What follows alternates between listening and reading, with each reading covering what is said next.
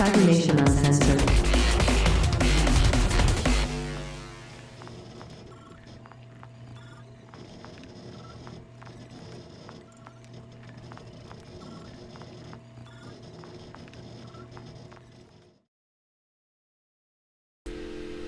Alright, yeah, no mute gods today. Hello, ladies and gentlemen, and everybody in between. I am GM Capricious Nature, back with all of you fine folks today for our TGIFF. Thank God it is Fallout Friday. We are now running dual Fallout streams every single Friday. We have GM Rob Mulligan in, 12 o'clock Pacific, and then we run at 3 o'clock Pacific, and hopefully you folks caught his stream this morning. For me this morning, earlier today. Hope all of you caught his stream, because he introduced one of his new players, a wonderful super mutant. So we're going to see how all of that goes. And just in case anybody out there, just in case Mad Queen is watching, congratulations, Mad Queen, on getting into fucking Harvard. Holy shit! I didn't realize you got into Harvard. That is badass. So kudos, massive kudos, congratulations, and best of luck in college. Kick some ass. Good job. That being said, folks, we are back with our TGIFF. Thank God it's Fallout Friday. We are here for Fallout Asia, switching from Florida to Taiwan. So I'm going to have our players with their names up on here. I'm going to have our players introduce themselves. So go ahead and start us off, Mark.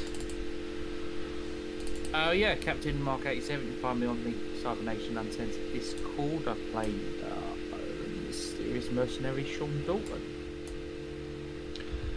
Awesome, thank you. How about your other stuff? We'll do that now as well then. Yeah. You can also find me on Capricious' stream tomorrow for Nomad, Cyberpunk Nomad, and over at twitch.tv/Heroes in Theory on Sundays for D&D. Awesome, thank you. Raven. Hey everyone, I'm Raven. I'll be playing a Merc Survivor named Camacho, a wannabe cartel drug lord someday. I'm not really streaming anything on Twitch. I'm kind of putting something together for maybe later this summer. Should be interesting. You can find me all over the internet at Donya26 Thank you. Awesome, thank you. Let me pop that in there as well. There we go. John. Yeah, I'm John. Johnny Drop over on the Cybernation Discord. You can find me here for Fallout every Friday and Cyberpunk every Saturday.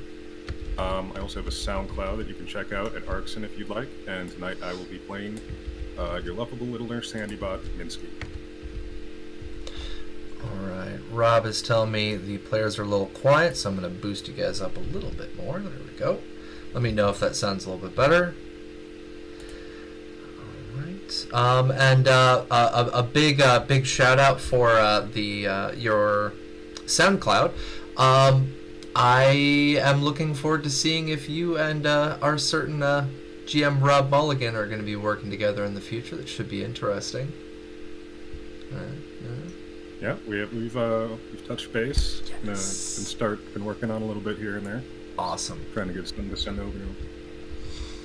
Awesome. I look forward to hearing it. Oh yeah, maybe rapping. Oh shit. That's pretty sweet. Right, Logar, go for it.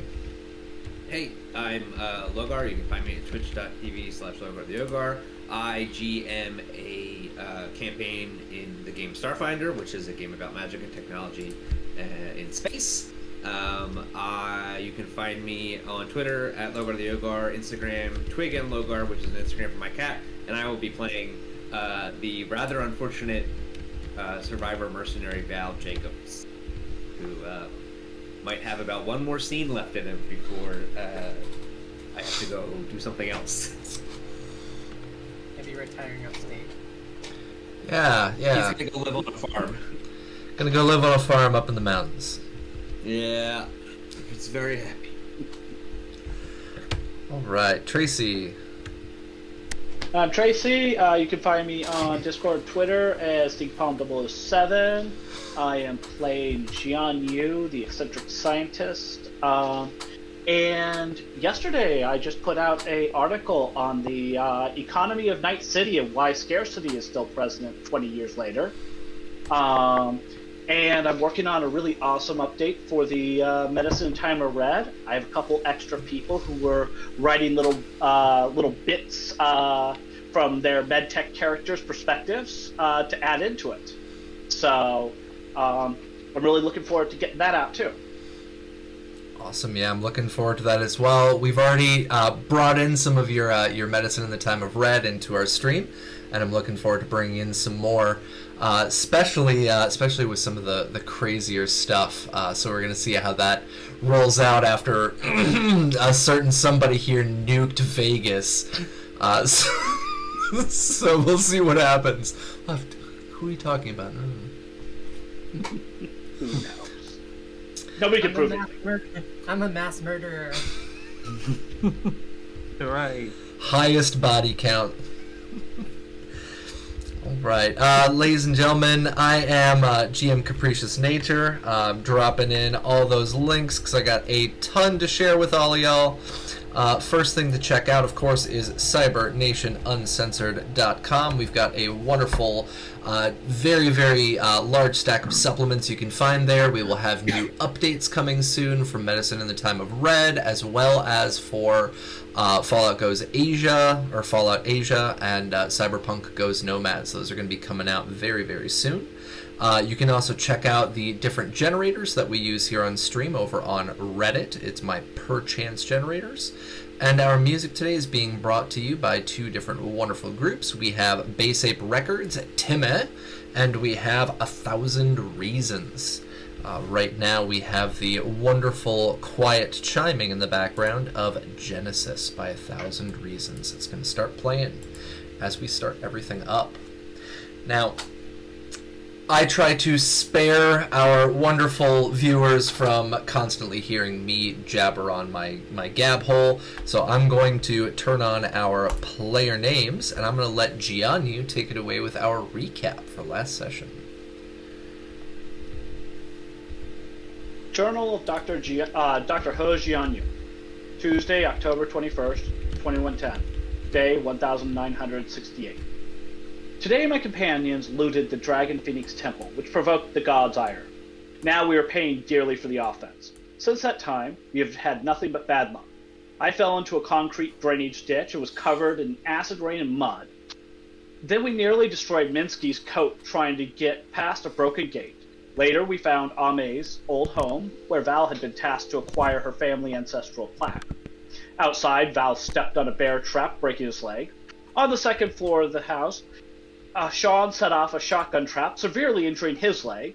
Camacho flung a hand grenade upstairs. All the chaos scared poor Dynamo, so Minsky went outside to calm her. Looking deep into Dynamo's soul, Minsky began to sing lullabies and calm my dear Brahmin. On the third floor, things went from bad to worse. Val threw open some double doors, detonating a bottle cap mine, flinging high-velocity caps into both of us. Val ended up with 24 kneecaps embedded in his good leg, while I acquired a treasure chest of nearly 36 caps. Lucky for me, Camacho stemmed the bleeding, and I slowly extracted the treasure from my chest. Minsky fixed Val's leg, but his caps are still in there. I guess he's saving for a later. Inside the room, we found the ancestral plaque and the corpse of Ame's son, Mei Anji. He was killed by the mine. This is gonna be a difficult conversation with Ame. She has always treated me well, and now we've killed her son. Mei Anji had a note that spoke of an attack on a settlement and the dead coming back. Clearly the black stuff does reanimate the dead. This wasn't even the worst part of the day. After I walked away, Val decided to open another door, and he found himself face to face with 4 of Anji's men and a dog. they were not pleased with the situation. Right, yeah, that just about sums up all of the insanity. And for those of you who were joining us to watch last week, there was some wonderful, amazing rolls of lots of 20s. Really, really impressive if we were playing D&D. Not so hot if we are playing Fallout 2D20, because a 20 is a critical failure. But we had some interesting outcomes for a lot of that. So where we are at right now, where all of our different characters at this very moment, starting from our top, we have Sean. Sean is passed out, head on pillow, chilling out in the same room as Camacho. The two of them are just completely tuckered, and they are fast asleep. We have Minsky, who I believe went down to the first floor to continue placating Dynamo and keeping a lookout, as well as Giannu, who had headed down to the first floor as well to take care of Dynamo. You decided against going down that back alleyway to bring Dynamo into the back garden area. Is that correct? Yes. Yeah, I was going to stay out front with him. Okay. With her. And then we have our very unfortunate American Val, who continuously rolled time and time again a bunch of 20s. If he was playing D&D, he would have been kicking so much ass. But this led to him facing down a group of Wastelanders with a dog. So I'm going to read out my my little GM notes, which I keep locked in my own chat. On my GM notes on here, what I wrote down was the location has 4 bunker dwellers, and so this is a reskin of the Vault Dwellers from the Fallout 2D20 core rulebook, squatting within the small room. The bunker dwellers also have a mongrel dog living with them. These Wastelanders have a clear leader, who was our general in the other room that has been killed. As Val enters, he is immediately noticed. And that's where we're going to be picking up. So Val, you open up the door to Ame's old room. You can see inside the room it is dimly lit by what seems to be the setting sun from outside, and within the room you can clearly see that there are 4 individuals, all of them in there in these kind of worn down civilian style fatigues that have been given out by the bunkers within Taiwan. You can see each of them are armed, and they are sitting there with a mongrel dog who is looking up at you now with its teeth bared and growling. What are you going to do? So, Val swings the door open and he sees these people, and he immediately he puts his hands on his hips and he goes, "All right. Hello, dog. Hello, people. Well, your boss is dead, and that means you work for me now. It's a pleasure. My name is Val Jacobs. Your boss mishandled a mine, and it sent him almost out the window. I'm sorry." The 4 of them look at you very, very oddly. Boss? You mean? Sorry, I said general earlier. You mean the captain? The one in the other room? Yeah, captain's dead? Yes. What? Did you? Who? Wait, he mishandled a mine. Who are you? I came upstairs. Oh, I'm Val. Sorry, my legs are all fucked up. I didn't introduce myself properly. I'm Val Jacobs. We're on our way to the settlement, which I forget what it's called, but Val wouldn't forget. We're on the trail of some weird black ooze stuff. We came up through this house. We tried not to die. We're just trying to get a place to sleep.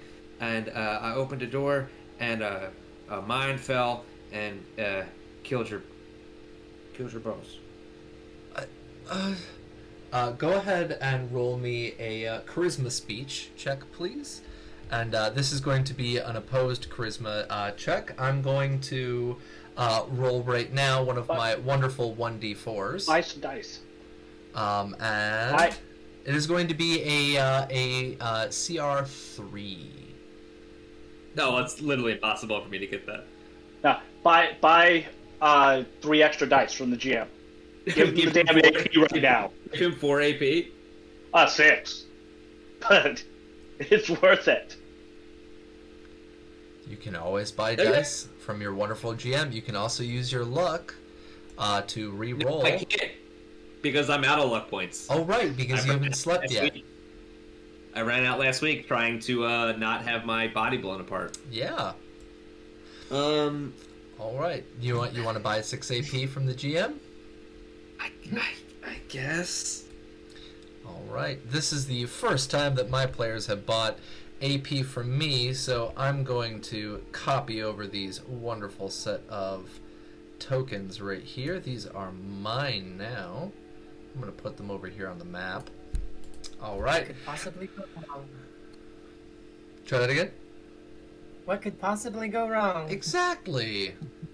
So, Val, go ahead and roll. It is a speech charisma check, and you have 3 extra dice. So it'll be a total of 5 dice that you can roll. Your challenge rating is a DB3.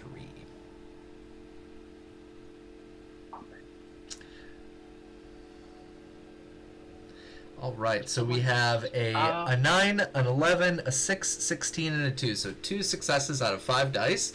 At least there's no critical failures on here, so that's a win for you, right? But he can turn that 8 into a 6 with -2s. All right, so ladies and gentlemen, if you want to send in -2s, feel free to do so in chat. Let me refund a couple from our last Cyberpunk session. Some points going back to Rook that didn't get used. Alvin's Dotier, Stinkpalm, you're getting some points back as well. We didn't get to use those. All right. Outrunner, something pointless and random, which was never given to me by our wonderful, what was that, Data Fortress 2020 and Cyber Smiley. But we do have Stink Palm's 2 -2s. So if you want to retroactively use 2 -2s, you can go for it and turn your 8 into a 6, which will give you a success. There's 3 -2s. Sure. All right. Stinkball, thank you for donating in your 2 -2s. Oh my God, Loke. Oh Jesus! Dude, I really just do. I watch the channel all the time, so like I just have. Yeah, me too. Yeah, I got a bunch of points on here. Hold on, let me redeem in one really quick. There we go. All right, so. Oh, ouch. So what's going on right now is that you got 3 successes, and so they look up at you and they're like, so he died? Yeah, he's dead. I thought he was setting up defenses. Well, so a little bit. They worked, sorta. They worked a little too well, and he's in the other room. See, I was actually here because his mother asked me to come get the family plaque that they kept in the other room, and that's why I went to the other room. And I'm really sorry. I didn't mean to kill your friend. Wait, you killed him? And you literally just hear immediate cocking of firearms. Val puts his hands on his head, in like a, I'm not armed. And Val's like, no, I didn't.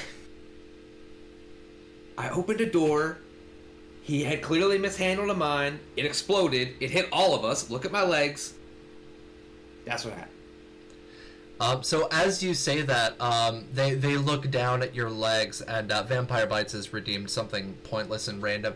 As they look over at you, you even look down at your legs, and a couple of the bottle caps fall out of your legs onto the floor and just ting, ting, ting, ting, ting, ting, and they clatter. Val picks them up. Save that for later. Immediately starts scooping them. Can't lose out the caps. They look over at you. Earn and money. Yeah, exactly. It's literally money. They look over at you and they're like, you set off the traps.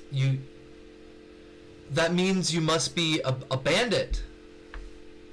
What? No. Those traps were for the bandits. Do I look like a bandit? Yes. If I was a bandit, I would have shot you already. Go ahead and roll me another speech charisma. This one is going to be a DV1.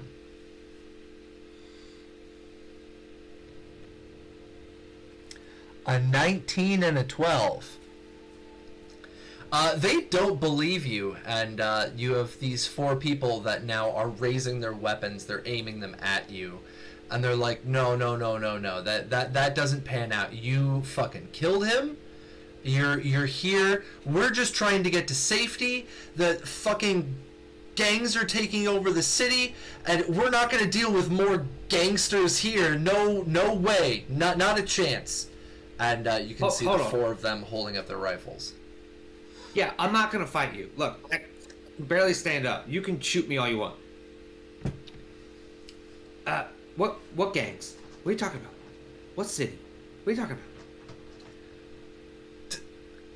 You're a bandit and you don't even know about the gangs. What kind of shitty ass? And they look over at you. What kind of shitty ass bandit doesn't know about what's going on in the city? Right. What kind of shitty ass bandit doesn't know? Maybe one that isn't a bandit. I live in Sun Moon Lake. That's where we're heading. I know. And you can see there's a couple of them conflicted. Hold on one second. Go ahead. What is your luck stat? 5. Go ahead and roll me roll me 1d20. Just 1d20. A couple of them look conflicted, but nobody puts their guns down. They're like, the gangs, the fucking the Bamboo Union. They're coming back, and we got kicked out of our bunker. The captain here is trying to save us. Told us that he had family up in the mountains. Yeah, his mother, who I know, lives at Sun Moon Lake with us. And we came here because we were searching for the source of some kind of black ooze that brings bodies back to life or something. The black ooze? You mean the rockets?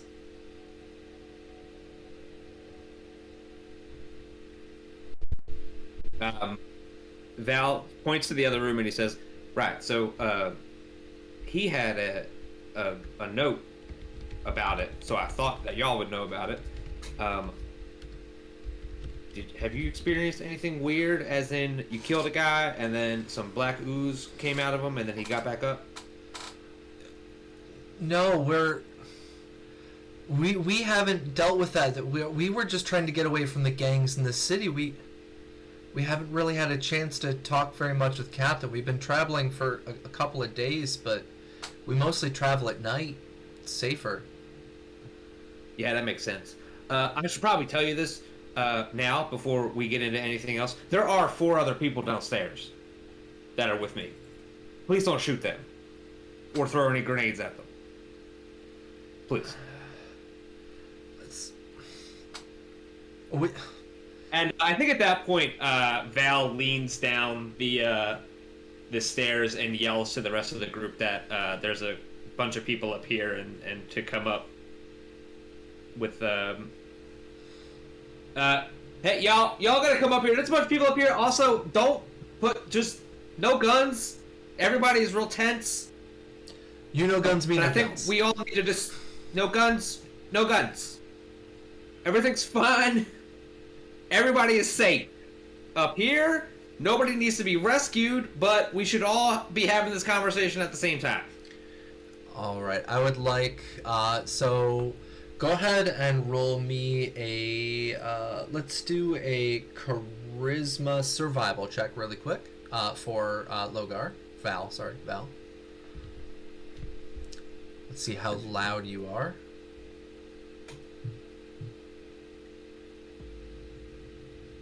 I'm gonna snag a -2, so just in case, no complications. That's not what I need right now. -2 comes from Raven. Thank you, Raven. All right, cool. So that would be a 3 and a 10, so that's one success. So you've got a success. So that means that now Raven, have you fallen asleep yet? Sorry, not Raven, my guy, Camacho. Has Camacho fallen asleep yet? You started to drift off to sleep. Okay, go ahead and roll me Perception Survival. And I'm gonna have the same thing for Sean, Perception Survival, because you're also, well, you're dead asleep, but we'll see if it wakes you up. DV is gonna be a 1. That'd be very cranky. Alright, Camacho heard you.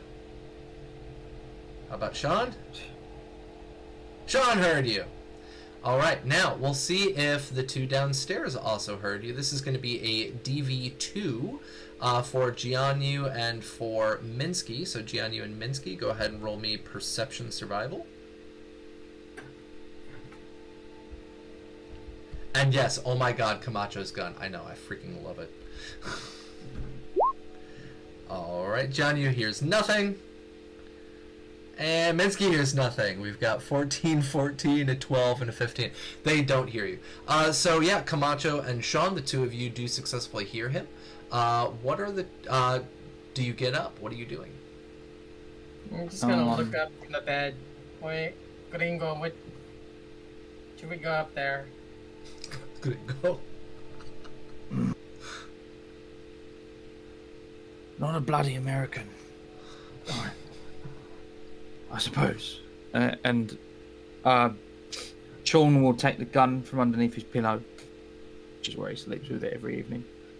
And could I and Sean attempt to sneak? Yeah. Yeah, go ahead and roll me Sneak Agility. Oh shit! That's 2 successes. We got a 2 and a 10. Yes, you are very sneaky. I want to get almost right, because presumably Val's standing in the doorway. Yes.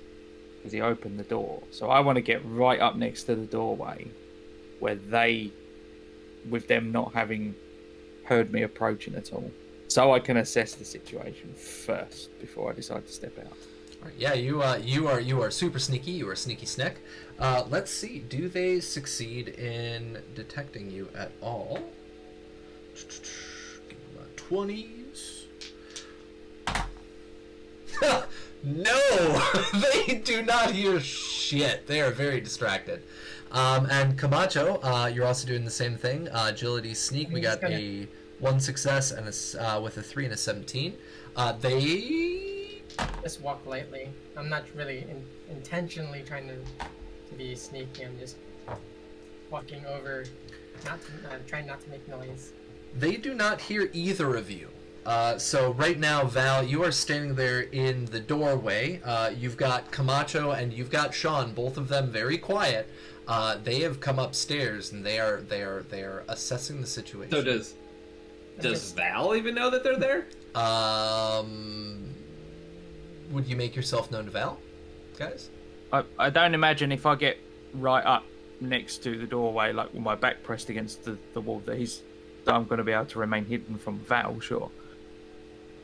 Because he's standing right there, you know what I mean? I'm not taking cover down the corridor or something. I'm literally back Okay. to the wall, and the doorway is there. So Val would be standing like there, I guess. Yeah. All right. Camacho, are you going to let Val see you? Are you going to signal to him at all or no?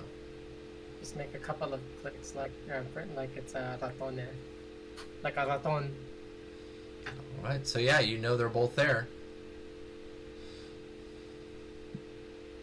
Stacked behind Sean. So I just Val- do this to Val. Right. So there's a couple ways we can handle this. My friends must be still sleeping or something. There are other people here, and that's not a threat. I just want to be clear. We're on our way to the resort. What's your name? Oh, all right. No, I didn't. Give me a minute.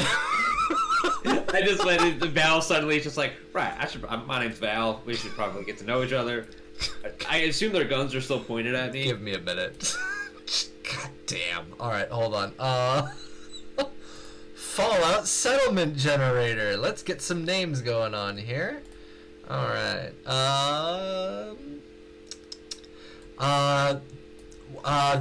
The one who's sitting in front, they're holding what looks to be kind of a pipe rifle, a little bit heavier set than just a rifle. You can call me Dakota. This is, and they point over behind them. This is Val. This is Rowan, and this is Ivy. All right. Dakota, Val, Rowan. Hold on, let me write Ivy. these down. Dakota. Val, Ivy, and Rowan. There we go. Cool. Okay. Yeah, there we go. Yeah, that's 100% their names. Yeah. We seem to be at a little bit of an impasse. I would love to close this door and go downstairs and go to sleep for a little bit. But in order to do that, I need to not be shot. And he kind of has his hand, like, since he's standing in the doorway, he has his hand kind of like this in front of Sean to kind of be like, just hold on, like, don't, you know. So I would really like that. Or hey, maybe we can all hang out. I don't know, but you remember that scene in The Fifth Element where Bruce Willis says to the guy, like, the safety's on the gun, and the guy looks at it, and then Bruce Willis takes it from him? Yes. Okay, is there something I would like to make some sort of perception check on the guy's gun to make a comment about the gun? It's more about the comment, not about the taking it. All right. Go ahead and roll me intelligence small guns. Hell yeah.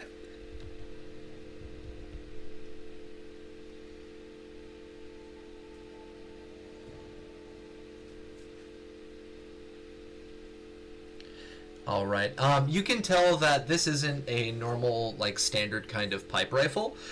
This is actually something that they've slapped together themselves. This seems to be what looks to be a pipe shotgun. So it's a single shot pipe shotgun, definitely homemade. It looks to be of moderately decent quality, but it looks like it's functional. So Val says, I recognize that would immediately kill me if you were to shoot it, so I would really like if you didn't do that. Also, since it's so DIY, I would offer to look at it for you to see if I can improve it in any way, and hopefully get you all back to Sun Moon Lake. where Ame is. Who is your, you know. That's his offer, basically. All right, go ahead and roll me a charisma speech, please.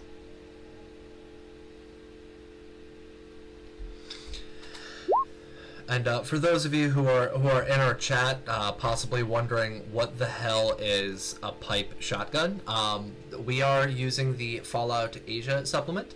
And for the Fallout Asia supplement, there are going to be equipment and weapons and stuff that you do not see in the normal core rulebook. And this is going to be one of the several items that are going to be added over the course of this week that will be released later on. So, pipe shotgun. Expect to have access to that soon. All right, so we've got 0 successes. We got a 17 and a 10.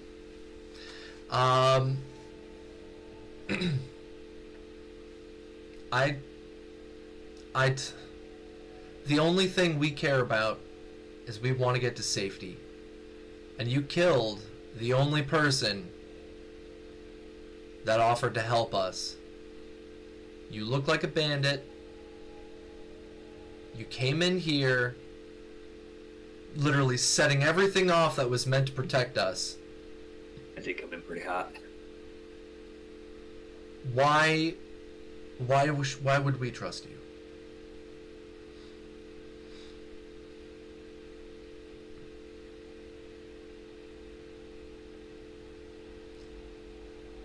And because you got your intelligence and your small guns, you can see that his finger has gone from the side of the gun now down to the trigger. 0 trigger discipline.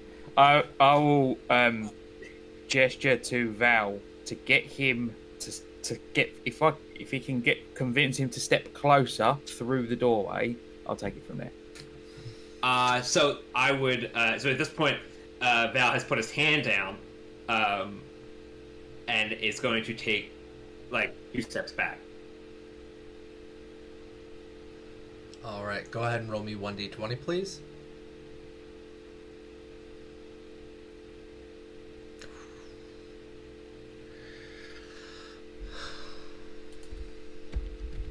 That's bad. So, pick high or low. Well, we're on the 3rd floor, so high.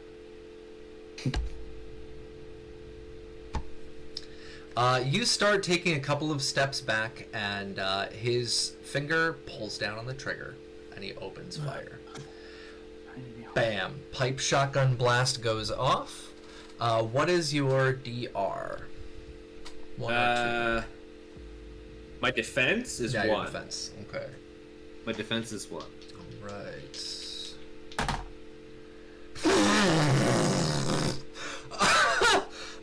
So GM just rolled a critical failure, which means that the gum jams. But I also have AP.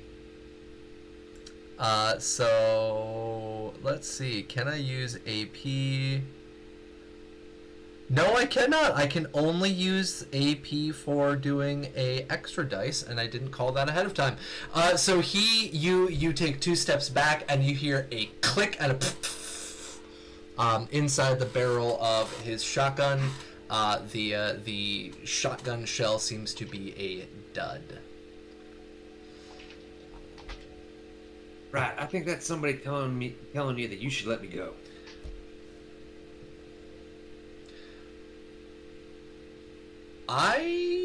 Go ahead and give me another speech charisma check, but use 3 dice. I'm going to give you what do they call that in D&D? Advantage. Advantage. I'm going to give you advantage. Yeah.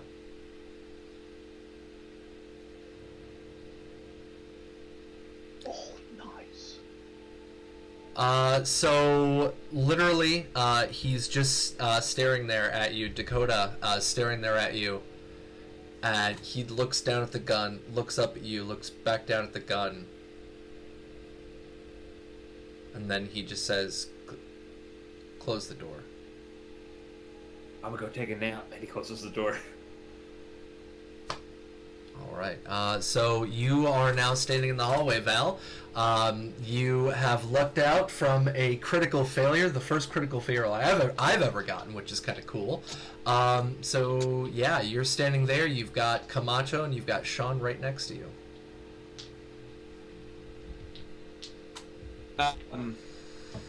Before he says anything, I'll just shake my head and go.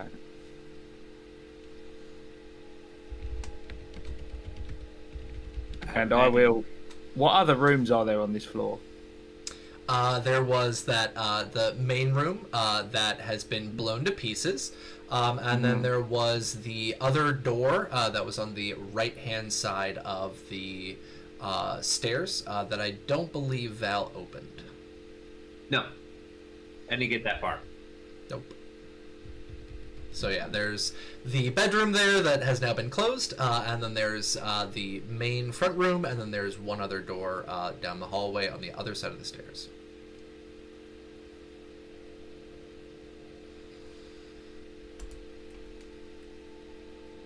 There's no need. I will still sneak back downstairs, but we need to now set up some sort of rota of someone just aiming a gun at the door to that one room. I'm sorry, but what's a rota? Yeah, I don't know. Like a rotation? Oh, Right. Rotation. Okay, a watch. Okay. Yeah. Sorry, a rota is like an old school, like 1960s, like you put a name on a card and it flips around. Sorry. Oh, okay. It must be a different thing here. Yeah. Rolodex! Yeah, so we okay, need my mom Rolodex. called it her rota. But yeah, like we need to sleep in shifts because I don't trust them. So yeah, and I would rather them not know the numbers or that, you know. So I will attempt to sneak back down without making any noise. All right. Well, you got double success, so you're good. You haven't Okay. changed scene, so. Yeah. So I'll just sneak back down and.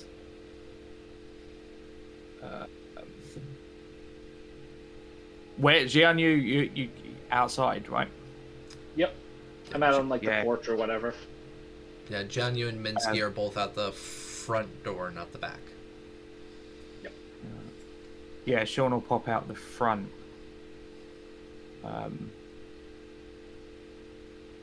And there was what, 4 or 5 in the room. There were 4 people and 1 dog. 4 and a dog. That's right. So just briefly say to them, 4 and a dog. Upstairs. Val managed to talk them down, but I don't trust them. Thoughts? Probably relocate. Yeah, Minsky and Janyu, he's talking to you guys, so. We've got Camacho saying relocate. Unless we want to plant them in the dirt. What are you thinking, Sean? I'm thinking he was one jammed gun away from me killing all of them. I'd rather not waste the ammo. It is a precious Where you going? commodity. Machetes work good.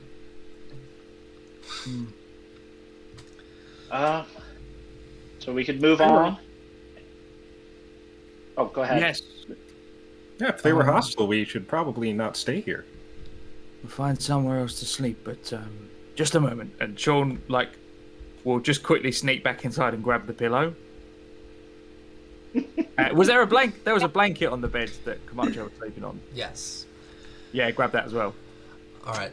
So as you come downstairs, you've got Minsky and you've got Jianyu. The two of them are downstairs. The sun is starting to set, and as the sun is setting, that heat wave is finally ending, and instead the day has now become overcast as the sky starts filling with gray clouds, accented in the red setting sun. Reminds me of home. Yeah, I mean, other than that building, then just the nearest, most solid-looking structure to just find somewhere to rest. I think we need to do now before we try anything else. All right, so Sean says move on. Camacho says move on. Jianyu, you're relying on Sean's opinion. Minsky. Yeah, I suggested Okay. finding a new place as well. Val? I don't want to make any more decisions, so somebody else do it for me. I don't want to make any more decisions. I don't want to make any more rolls. It sounds like we're moving on. His legs don't want to work. He's using his gun as a cane. Like he's just like, I just want to go to bed. Just want to get some sleep. It's the Man of Mystery show now. Let's go. All right, so Sean, you've gone back upstairs. You grabbed the pillow. You grabbed the blanket. Val, you're still up on that third floor. I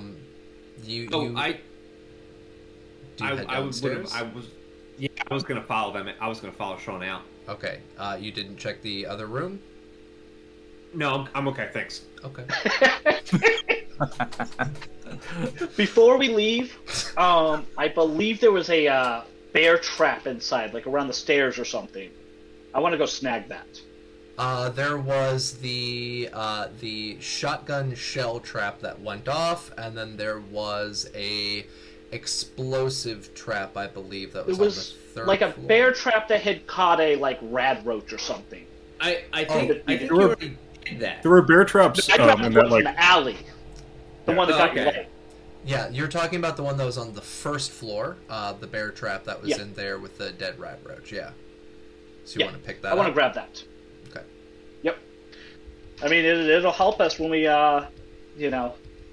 set down a place to sleep or whatever.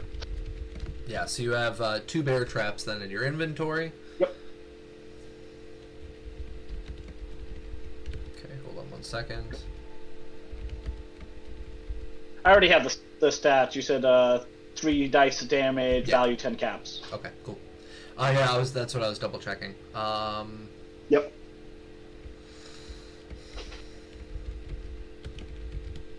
All right. Yeah. So you guys have 2 choices. Number 1, actually, technically, you have 3 choices. Number 1, if you guys are leaving the building, you can go out the back door. If you go out the back door, you have the view of the lake, and you can use kind of that backyard area to try and get over to an adjacent property and check those out. You can walk down the main road that you guys came down. If you turn left, you're going to be heading back towards where you came from. If you turn right, you'll be heading further into the resort town. So what do you guys want to do? I'd say head further in towards the resort, but try to pick the next available spot.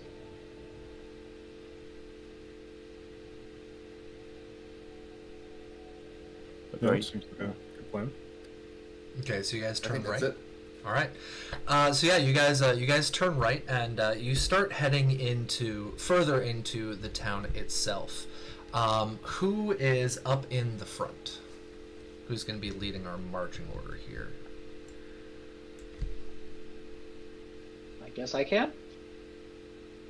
All right. So Been navigating the whole time. All right. So the actually makes sense. scientist, non-combat focused person is up in the front. Got it.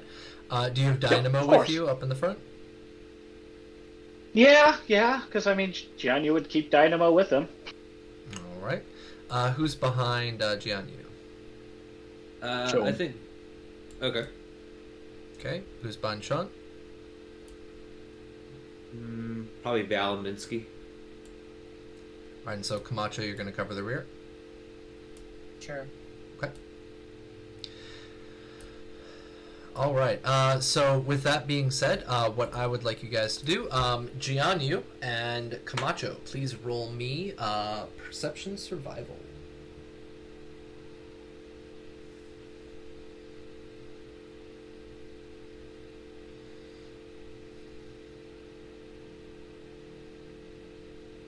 All right, we got Nice. one success from Gianni with a 5 and a 19. Ooh, so close. Then we have Camacho, an 18 and a crit success of a 2. So that's 1 AP for you guys. Congratulations. So what's going on right now is... 1 second. No! Oh, this drives me nuts. Hold on one moment. Oh, that's so lame. Okay. Sorry, OBS is being stupid with me right now. I literally can't show our little map. Okay, whatever. I'll fix that later. What's going on right now is that Jianyu, what you can see ahead of you is that there are several more structures still in the area on your way over to where you guys had believed that you needed to go. Every single one of them looks derelict. All of them are in some state of disrepair. It looks as if most of these at one point in time was used as a shelter in previous years, and all have since been, abandoned. And Camacho, keeping your eye behind you, you're able to see, as you can see the building you guys just left, you can see somebody pulled back that curtain to watch you guys leave, and they kind of stare down at you for a couple of seconds, and then they just close the curtain back up. But you don't see anybody leave the building, and you don't see anybody on the street back from where you guys came. The sun is starting to set. It is getting pretty late. And so what I would like to do right now is what is Jianyu's luck? 10. All right, roll me 1d20, please. All right. You are able to find a building. Let me see. How many buildings down? 5. Wow. Okay, so you guys travel a little bit ways down the road, about 5 buildings further into the main town, and you're able to successfully find another building. This building looks as if it was a pre-elementary school. It seems to be a decently sized building. It looks heavily searched. Looks like it's been kind of trashed, but it does look mostly sturdy. Building is covered in dust. It seems as if this place has been abandoned for quite some time, and you can see even the swing sets out in the front. They're broken in disrepair. Looks good enough for me. Let's head towards that. Sean, do you want to try to slip up there quietly and get a peek in and see if it's safe? Yeah, Sean will nod in response and do just that. All right. So as you walk up to the front, you can see that the front doors used to be glass doors. They apparently at one point in time had cute little paintings on it that matched the front walls of the building, but they have since been smashed in. And there's the doors themselves are just the empty frames that are closed, and it looks as if there is an old chain, very rusted chain, wrapped around the 2 front handlebars to keep it closed. Okay. This is my luck with locked doors, isn't it?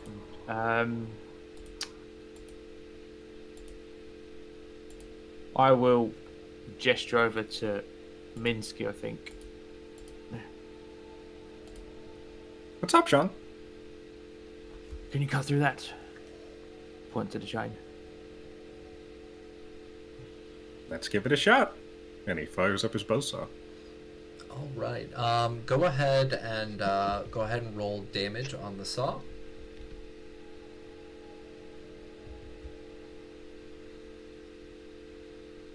It's a stationary object. You don't need to roll the hit.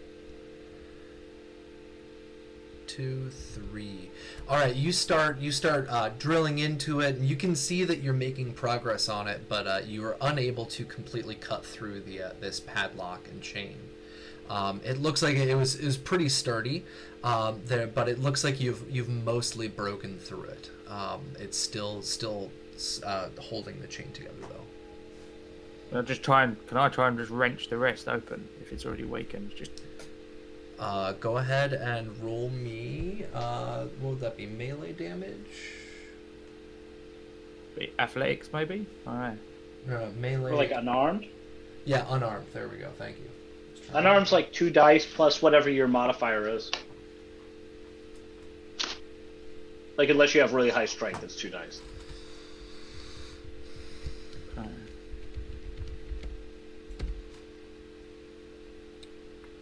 Unarmed strike. Yep, damage rating is a 2. So 2. Oh no, like roll 2 combat dice. Yeah, no, it occurred to me. I clicked the wrong one. Okay.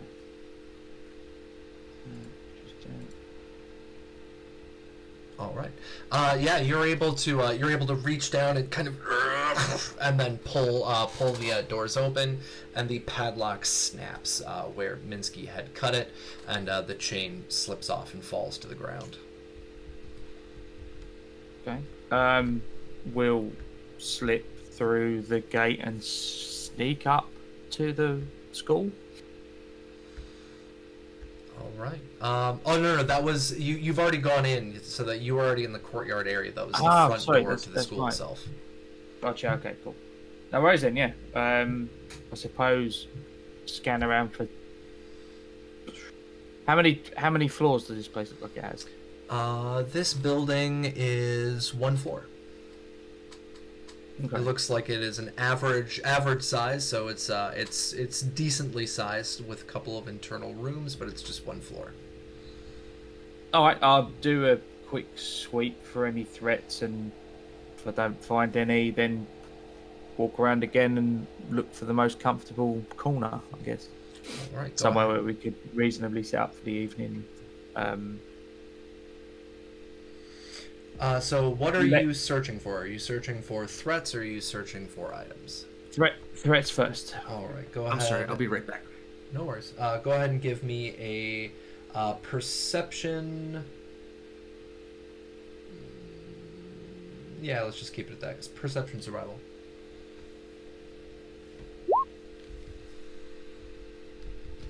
All right, scanning around inside that front area, this little hallway, you don't see any enemies inside of the area, but you do see what look to be a set of rooms on either side of this corridor. So the corridor goes down. There's no lighting. It is dark, and with the setting sun, it's getting even darker. But you can see that there are 6. There are 6 different rooms, 3 on either side of the hallway, going all the way down. Go get the others first, and we can all search all 6 at the same time.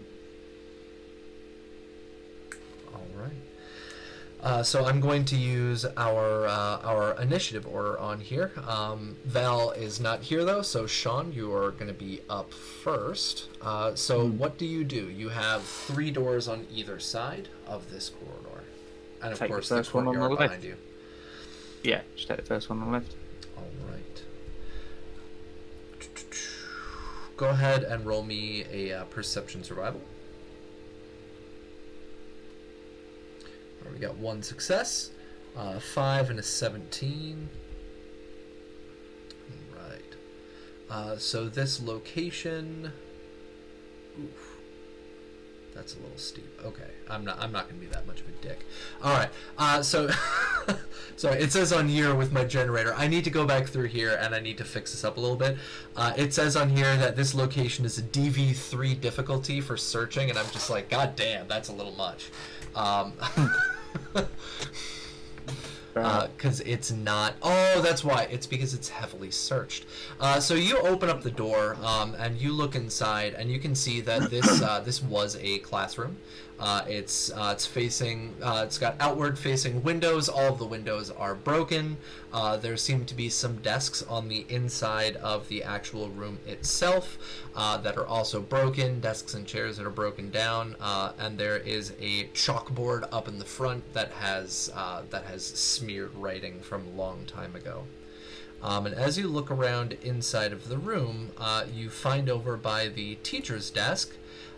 Sitting on top of the teacher's desk, you see a old, dusty, but still sealed bubble milk tea with a little note next to it written in Mandarin. Do you read and speak Mandarin? Yes. All right. It says on there, Happy Teacher's Day. I will the ground. And I'll take out one of the gamma guavas and literally just drink and eat there and then. Okay. Because we're crashing soon anyway. So Yep. I'll drink that tea and then eat one of the gamma guavas I've got. All right. That will put you up to full and quenched. Nice. Fine. Right. Next person on our initiative is Gianyu. So Gianyu, you see Sean walk into that first room on the left-hand side. What are you doing? It's double doors to get in, right? Yes, but they've been opened up. Yep. So I can bring Dynamo in. Okay. And so I'll lead Dynamo in. I guess I'll search the first one on the other side. All right. Opposite of Sean. Go ahead and roll me Perception Survival.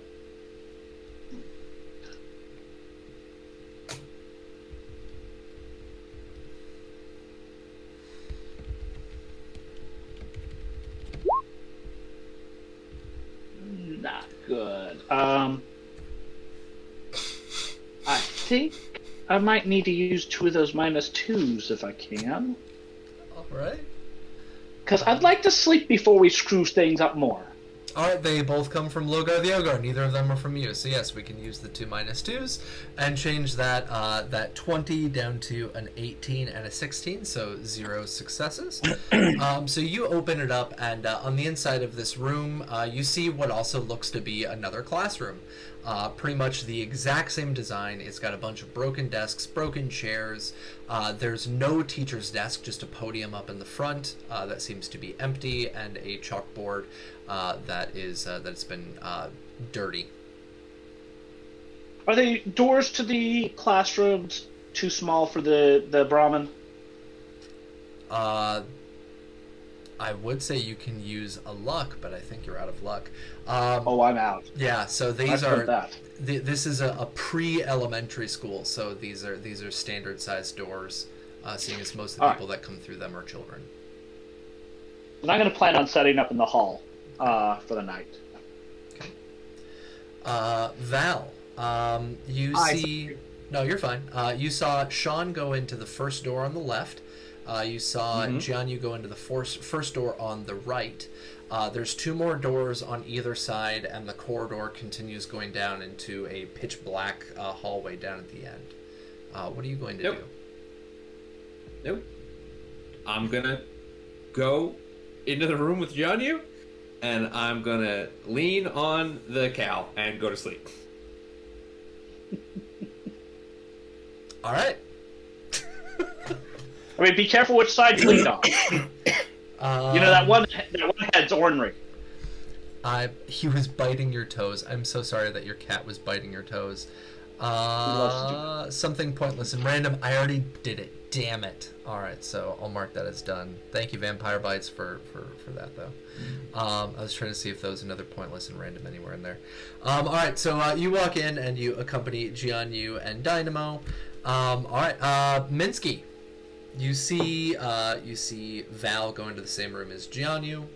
You know that there are 2 other doors on each side of the corridor, and the corridor continues going down to this kind of pitch black area in the back. You can't really see back there. What are you gonna do? He's gonna bob his way over to the second door on the left. Okay. Go ahead and roll me Perception Survival. There's Sandman. Something pointless and random. So as you bob down the hallway, go ahead and make your roll. Val, you walk in and you try leaning on Dynamo, and Dynamo goes, and you hear this just incredibly loud just fart as the smell of Dynamo's poots begins filling the room. All of that wonderful methane. All right, I don't know. It might maybe- be a good time for me to roll for the fertilizer. Yeah, I think Val's like, all right, maybe I should just go somewhere else. Yes, while Minsky sits there and thinks about his roll on here. Give me 1 second for that. I'm gonna have John, you roll first fertilizer. Yeah, go ahead. All right, 2 dice.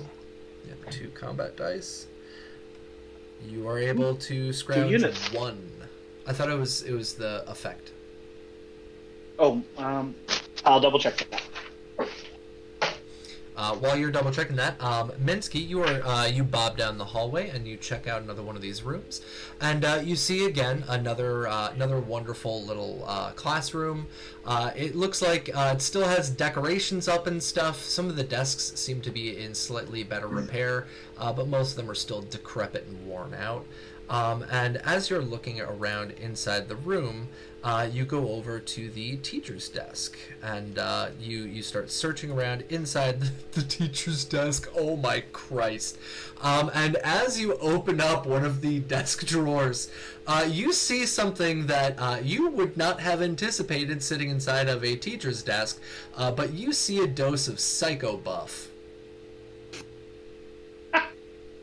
Must be the coach's desk. I'm gonna roll with that. You can see on there it says, "In case discipline is needed." A little note in Chinese written on it, with a little sticky pad. Yeah, we'll grab that, pop it into his lab coat for someone else. All right, so Johnny, what was the result on that? It was combat dice So with it's, the effect head, right? It says Brahman also produces 2 combat dice units of fertilizer each day. Mm-hmm. So, I think it's just however many I get, like when we get like ammo or whatever that way. Okay, so that'll be 2 then. Cool. All right. Camacho, you are the last one to walk into this building. You see Minsky going on the left-hand side, second door. You saw Sean go into the first one on the left, and you saw Jianyu and Val go into the first one on the right. What are you going to do? One on the right. Okay. Go ahead and roll Perception Survival.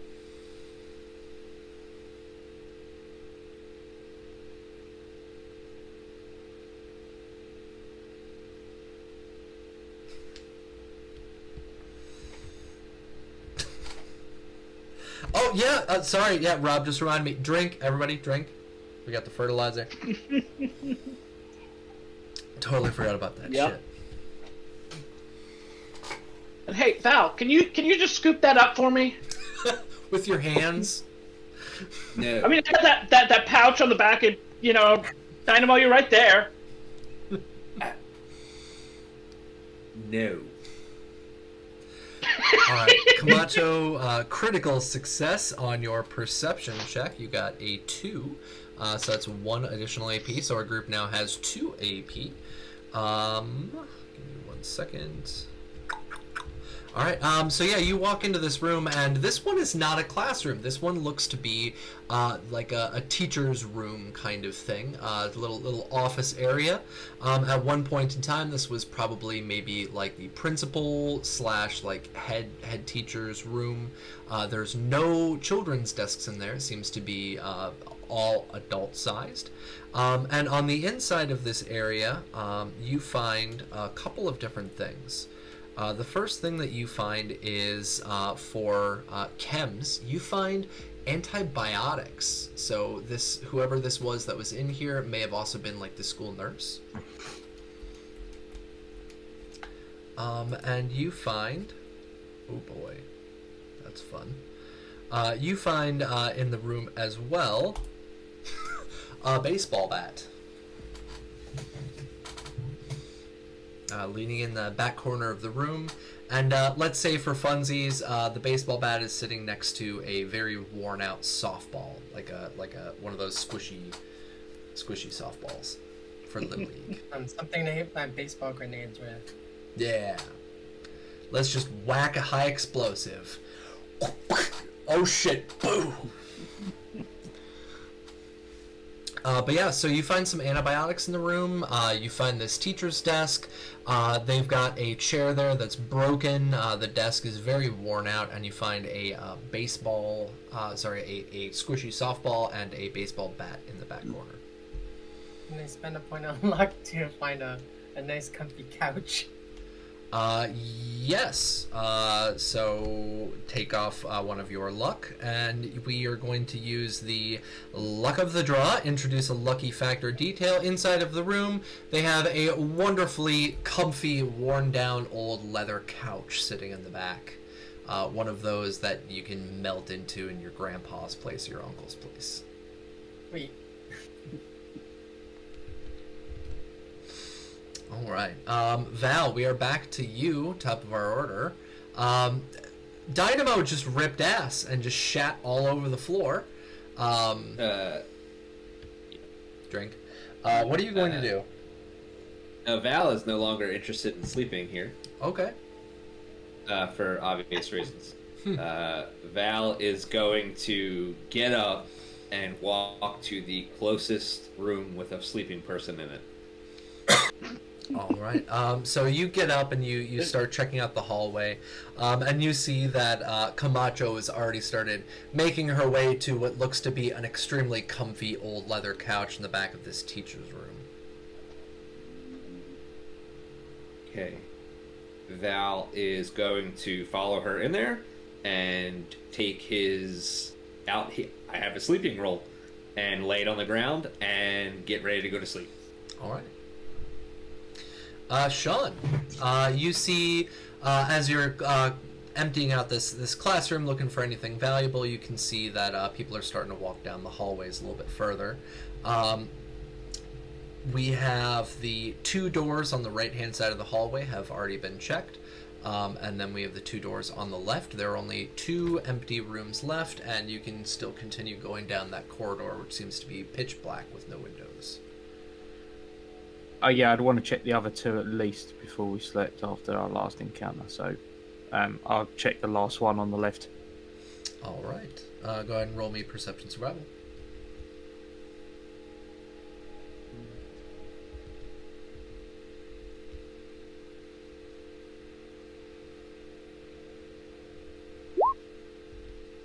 Right. 0 successes. We have a 16 and a 14. You open up that last classroom, and it looks to be what was at one point in time a storage closet, but over the last couple of decades, either everything has been removed, everything has been used, or everything has been kind of wrecked, and so this little storage closet is empty of anything useful. It very definitely smells strongly of old, worn chemicals. No, I'll close it again to shut the chemical smell out. And there's one more door left? There is, but it's now Giannu's. So Giannu, what are you doing? Jeez, Val! It's not that bad! You got poop on the floor, so I what mean, are you... everybody does it. You gonna scoop it?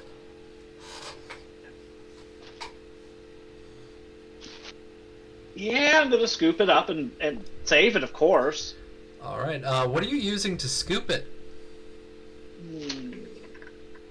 Do you have a shovel or a trowel, or...? Not technically. Looks like you're gonna have to use I have your a survival kit.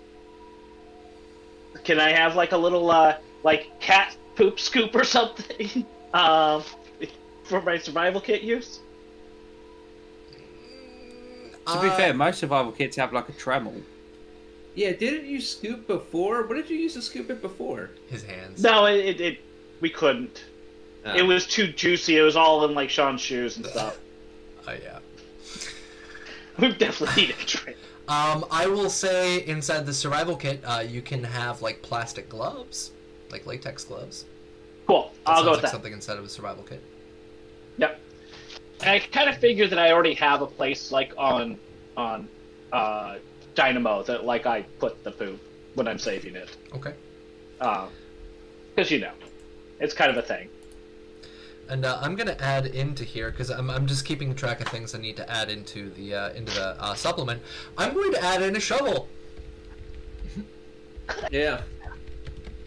because that sounds like something that should 100% definitely be in a survivalist Fallout game. So yeah, I'm gonna add in a shovel. But yeah, so you use you go ahead and take a use off of your survival kit. You pull out a set of plastic or rubber, latex, whatever gloves, single use, and you scoop up the poop and into one of the little saddle bags. And the gloves are thoroughly worn at this point, smelling wonderful. The whole room is filled with that methane, juicy countess smell. So that's going to be your action. Let's see, Minsky, you're up next. You've checked out that classroom. You found some psycho buff in the teacher's desk. There's one more door on the right-hand side, and then there's the continuation of that dark hallway. What do you want to do? So I'll come back into the hall. When I see Sean, I'll kind of bob up to him. Hey, I found something that might be useful to you. And I pull out the psycho buff. Offer it up to him. Mm-hmm. I have no use for medications. Sort of fires his brow for a second, but he'll take it. Okay. Psycho buff. For those of you who are not aware about what the heck Psycho Buff is, Psycho Buff adds 2 CD to all damage, for all attacks, a +4 to your HP, and it reduces the difficulty of all strength and endurance tests by 1 down to a minimum of 0. And it's one of the lasting ones, so it'll go through an entire scene. It is also very addictive. But it's pretty expensive as well, so that's a yay. And it's also pretty rare. Alright, Camacho. 2 things. There's a door to this room, right? Yep. Does it open and close like it should? Yep. Okay. Is there anything like a vase or like a glass bottle or something laying around?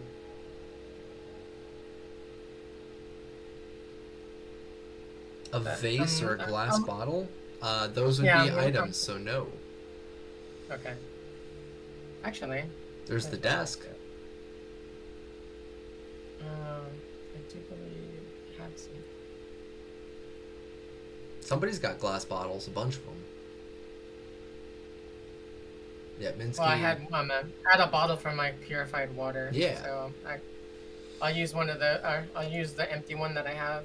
Mhm. So I drank one down earlier. Mhm. And I'll place it. I'll close the door where it's only open partially, Okay. like very partially. And I'm gonna place this glass bottle on top of the door. Oh, that's another good one I can add into the supplement. Sound trap. Cool. Okay. Yeah. Then I'm gonna go to the couch and start to get ready for bed. All right. Go ahead and roll me a intelligence survival. How well do you set up this little sound trap? And this is already after Val has entered the room, so Val, you're already in there safely. Thank God. The glass bottle explodes as you step on it. You reopen your injury. Holy shit, we got a double crit success, so it's going to be +2 AP. Alright, so yeah, you make the hell out of that glass bottle trap. Holy shit. You wire it up and everything. You've got everything set. Even the slightest breeze in that hallway would start making a noise. This is just no, it's just so in case someone opens the door, the glass falls to the ground. It gives me time to get up and shoot them. Definitely. Well, you've set it up, and double crit success. We got a 2 and a 2, which is like a holy shit. So yeah, you are reverse valing it. Congrats.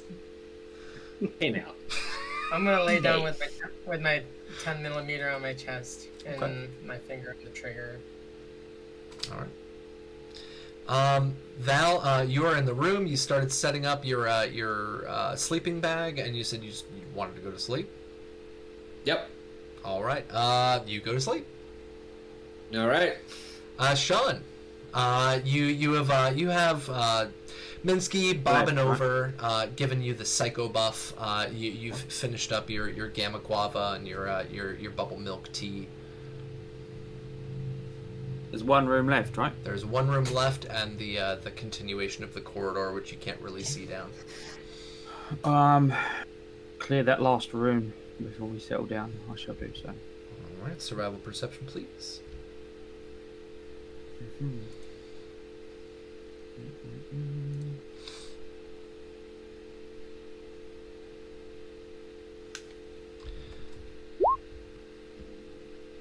Hey.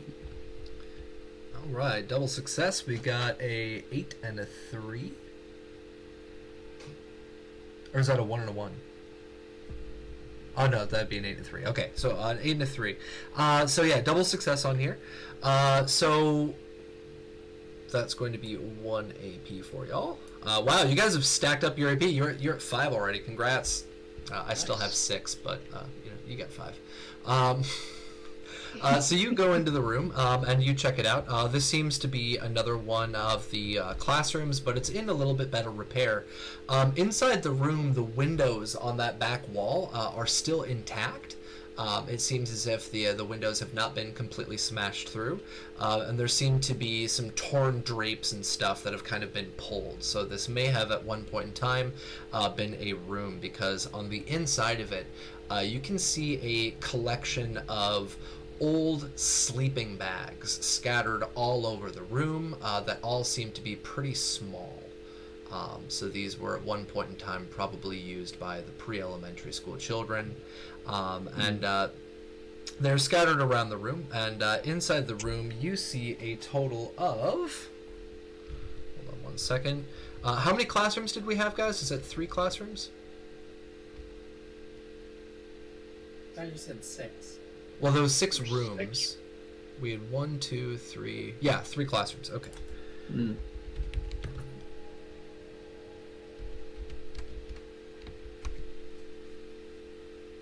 You see scattered all over this large room.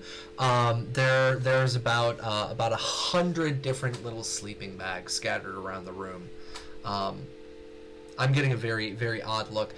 Val, the reason it's 3D... So many. Yes, because the average class size in Taiwan is between 45 to 50. They max out the number of students per teacher, especially in the smaller schools. So yeah, you see a ton of these, and they're in rows. Some of them are zipped up. Some of them are still partially open. What do you want to do inside of this room? Do you want to search around the room? Do you want to check out the sleeping bags? What do you want to do? Both, really, yeah. All right.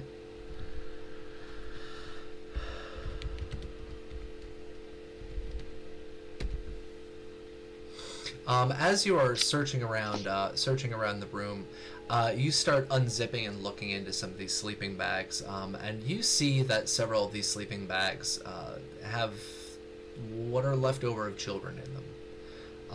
Seems as if some of the kids had been left in here possibly to die or had died, and they were zipped back up into their bags. And a grand total of 17 of these sleeping bags in the room have these corpses in them of very young children. And inside the room, you also see what looks to be a teacher, dead teacher's body, chilling out in the back against the wall, and they have a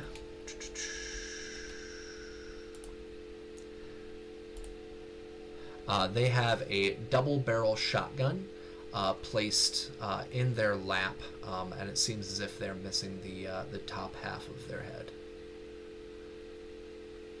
I'll take the shotgun. For the shotgun, you find... 1 second. Let me get over to shotgun.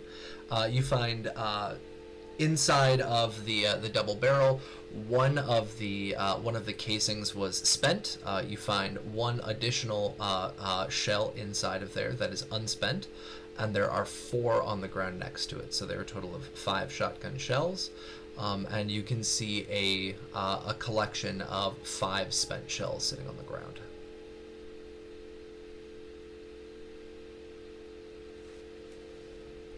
And Sean will take the shells, and then he kind of kneels down and just kind of grabs up one of the empty bags and just kind of scrunches it in his hand for a second. Goes out of the room.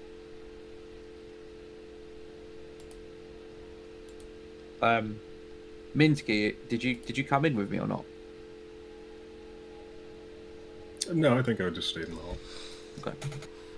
So as you pick up that bag and you kind of squeeze it in your hand, two small empty plastic bottles fall out of the bag itself. Kind of clatter down on the floor. Sealed plastic bottles, empty. Sorry, unsealed but like reclosed. Sorry, you know what I mean. Yeah. Okay. I'll grab those up. I walk. Sean will stand up and head out. And Minsky, you'll see him just kind of walk out. Kind of a bit of a 1,000-yard stare. He just turns and closes the door. And we'll head back to one of the empty rooms where he will settle for the evening. One of the empty rooms that doesn't smell like cow shite. We'll go with that. Yep. So that'll be the first room that you went into where you found the bubble milk tea. Yeah, you said there was a desk in that room, right? Yes. Yeah. So, creature of habit. Sean will set the desk up with and then take the chair out from behind the desk and put it next to the door. And then he will take the blanket and the pillows that he found and put them on the desk, and then take out the army helmet and prop it up on the pillow and stuff a bunch of other stuff from the room under the blanket to make it look like it. If you were to just open the door, from at that angle, you'd think it was a person. And then he will sleep on the chair behind the door. So if anyone does come in, he'd be in their blind spot. And he will attempt to sort of settle down into the chair and sleep with his gun in his hand. His gun on his lap. All right. So we have Camacho, we have Sean, and we have Val. The 3 of you have found places to sleep. The next up is Jianyu. So Jianyu, you've taken care of Dynamo. What are you going to do? Are you going to set up in the hallway? So first, well, yeah, I'm going to sleep in the hall, but first I'm going to take a look around just real quick. I want to find some light, like, debris material, like papers or cloth or whatever, and I'm going to go set up. I'm going to, like, approximately close the front doors and then set up the 2, like, bear traps right behind it and toss some, like, papers or leaves or whatever kind of over top of them. Okay. Yeah, this is pre-elementary school, so 100% there's, you can find literally probably hundreds of thousands of sheets of paper all over this place, either tacked to the wall or scattered on the floors. So yeah, very easily you can do that. Go ahead and roll me a intelligence survival to set up the first bear trap.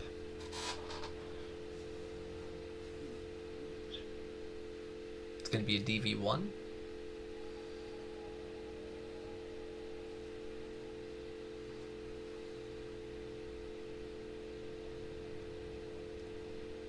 All right, success, and that is 2 successes. We have a 2 and an 8, so you generate another AP, and then go ahead and roll again, intelligence survival, to set up your second bear trap.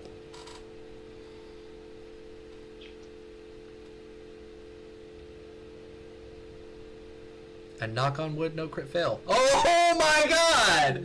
Wow, as I say that, We have 2 -2s. God damn.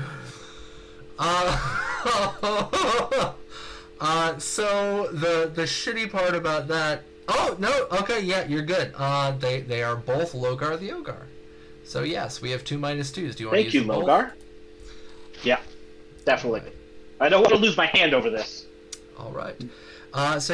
We reduced that 20 down to an 18. We have 1 success. So yes, you successfully. You almost let go of the trap head, but you're able to hold it down. And you set up both of the bear I'm traps. tired. I need to go to bed. Okay. And then you scatter. Yeah, I'm just gonna kind of scatter papers on top, and then I'm just gonna go lay down with Dynamo. All right. And Minsky, all of your human companions are now quartered away, sleeping somewhere. You saw Sean come out of that last room, 1,000-yard stare, closing the door behind him. The only door they've really closed other than the chemical closet. And then all the rooms have been searched, and you still have this hallway that goes further down. Can't really see anything. There's no light back there, but the sun is setting at this point. It is set, and it's starting to get even darker in the hallway as your companions start falling asleep. What do you want to do?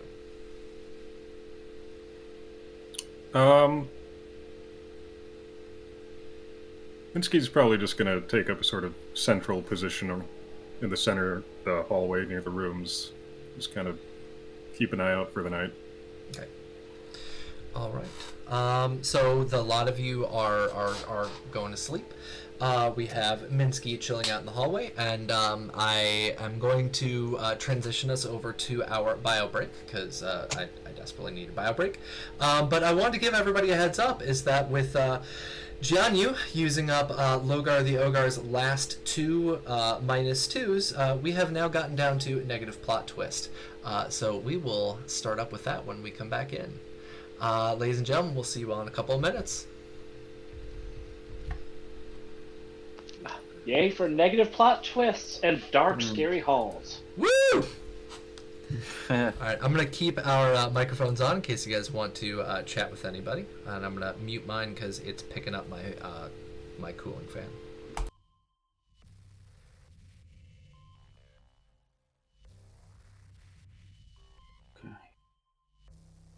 All we need to hear now is little wet footsteps. Like pattering Don't around. even. Oh.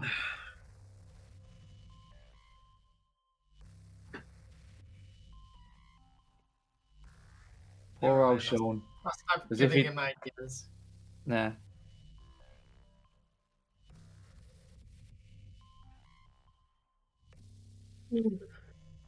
Bum, bum.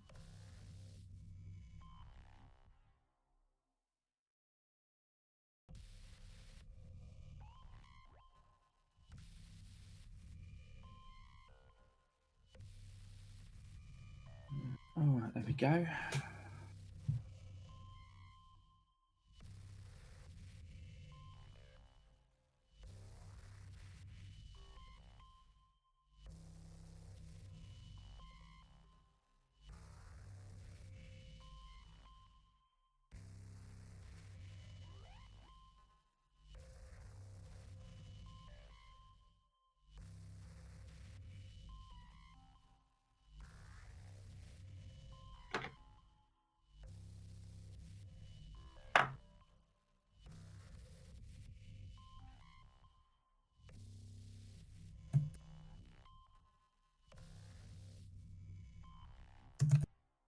Hey, Mark. Hey, all right. Did you guys settle on Tuesday for that stream for Delta Green? Not sure yet. Still got to talk to Sean about it, but I want to do Tuesday. I think we're just trying to find players now. I I'd jump on, but yeah, I'm working on, or like I work Monday through Thursday, so that's Yeah. No, doesn't that's work. fair enough. That's fair enough. Yeah, I'm gonna have a pretty set, because I'll be running, so campaigns called Impossible Landscapes, and I'll be running that on Children's Channel when we get the players for it. But I'm gonna have a pretty set um, time frame for sessions because I still got to work like the next day, but I'm a bit of a night owl anyway. So if we end up starting that sort of 10 p.m. my time, I'm going to put a hard sort of 3 hour time limit on the sessions, and then as long as I'm in bed by 1, I'm fine, kind of thing. Uh-huh. Yeah, I don't start work till 9:30, and I work from home, so that's still good. Mhm. Literally 8 hours. I just Well, at least you don't have to you don't yeah. have to commute anywhere. No, no. Well, not on that day. They've now got me going into the office twice a week. It's the first time in That's right. years I've had to commute, and I'll get used to it. But it's bloody, they started doing it with me this week, and I'm tired as fuck. Mm.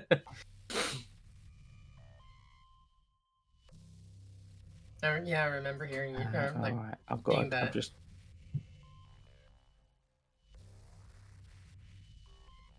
What's that? I said I remember you mentioning that in the Discord. Mm, yeah, but yeah, as I'll be alright to do it.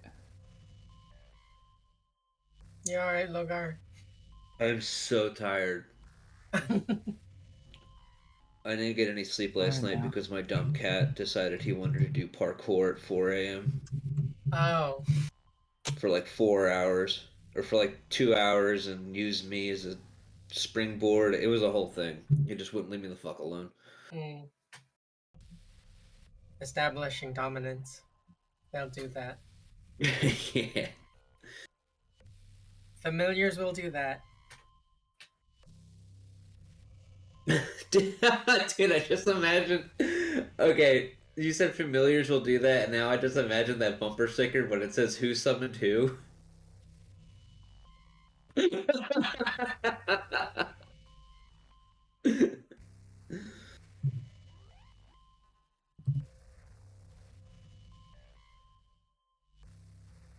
Speaking of which, I need to beat him.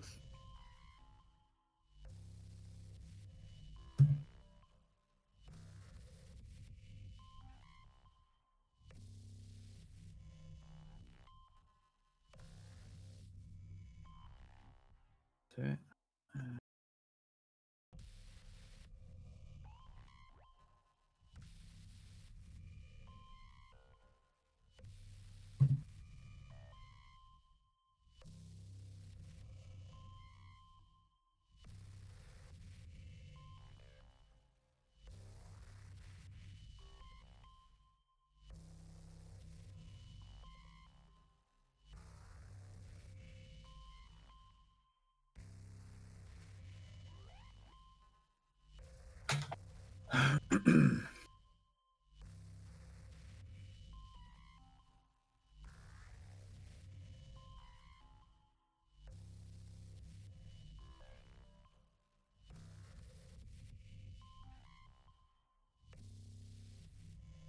All right, I'll be right back.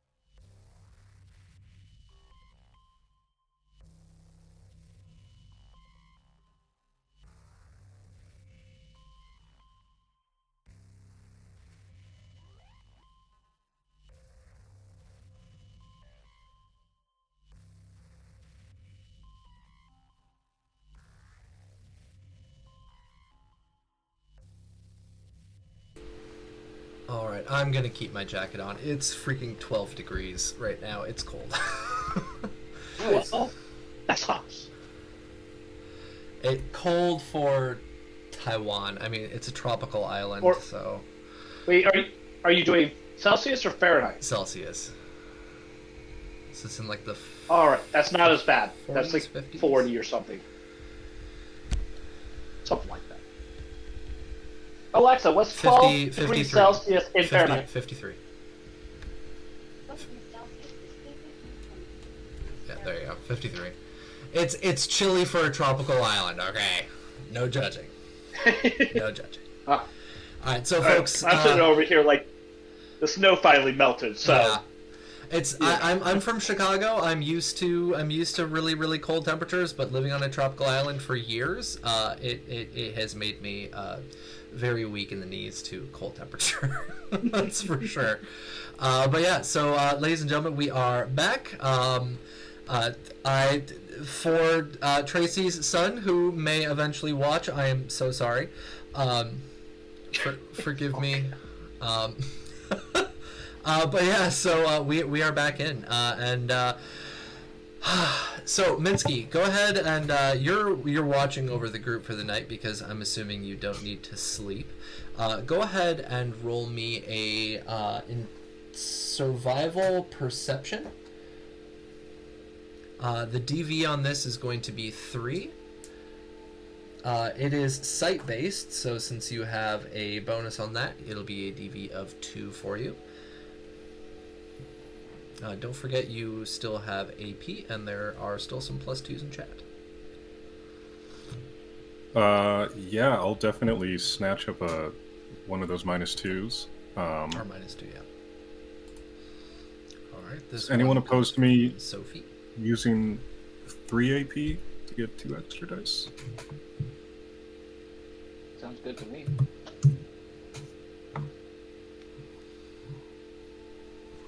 Right, so yeah, I'm gonna spend the AP for 2 extra dice.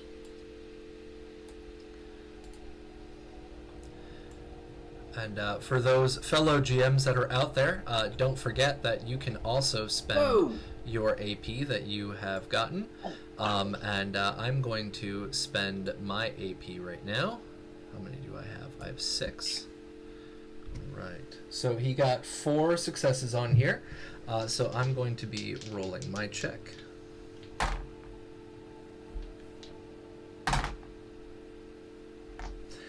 All right. So yeah, you are able to detect it. And you get 1 AP back. Oh, I forgot I used. Okay.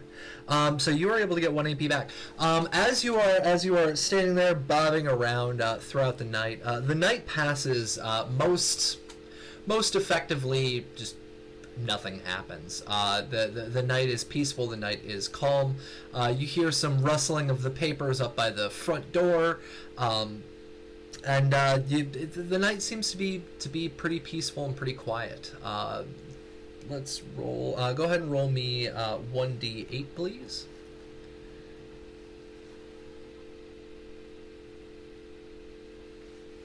All right. So 7 hours pass.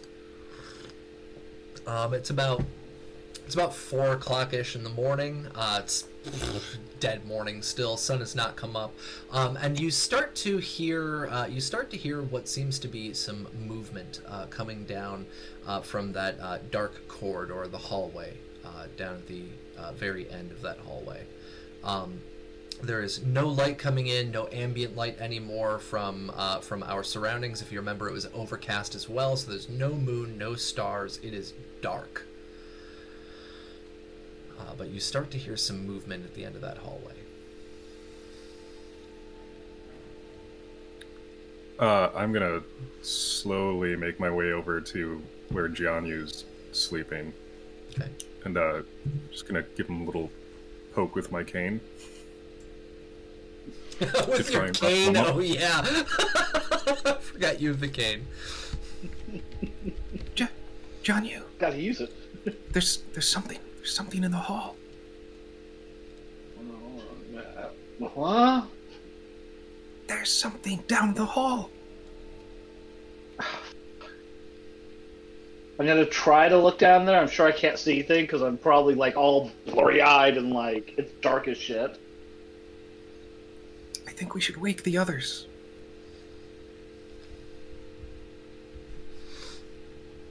Yeah. You wake the others. Now, what I need to be done right now, I'd like all of you who have slept, go ahead and move your token to tired. Now, what I'm going to have you do is, how restful was that 7 hours of sleep for you? Because in Fallout, 8 hours is required to go to rested. So what I'm going to have all of you do right now is please roll me a endurance survival check. It is going to be a DV1. If you succeed on that check, then you will get to rested. Because luckily, Minsky rolled really fucking well and got 7 hours. So that's only a DB1. So we have a 10 and a 16 for Sean, so you are still going to be tired. John, you an 18 and an 18, still tired. Camacho, you are well rested, and Val, you are well rested. So it looks like the two that went into that teacher's room, the two of you slept fine through the night. Both of you are well rested, so you can move it up to rested. Jianyu and Sean, the two of you are still a little tired. And we get our luck back. Yes, so you get your luck refilled, and then for each of you who got fully rested, you can subtract 1 fatigue.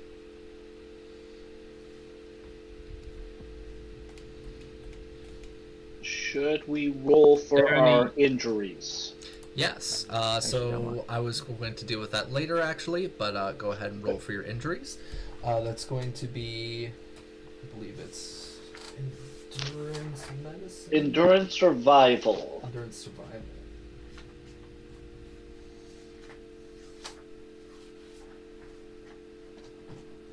Let me pull this up so I can share this info. It's on page 35. 35. I was so close, I went way too far back. Okay. So page number 35. Injuries. Let's see. Rest. Rest is the easiest way to recover from damage, though it is slow. Restful. Injury recovery difficulty is a DV1. Light, only a small amount of travel or similar, DV2. So since you are still tired, for those of you who are tired, if you have an injury, it's going to be a DV2, and the check is going to be endurance survival.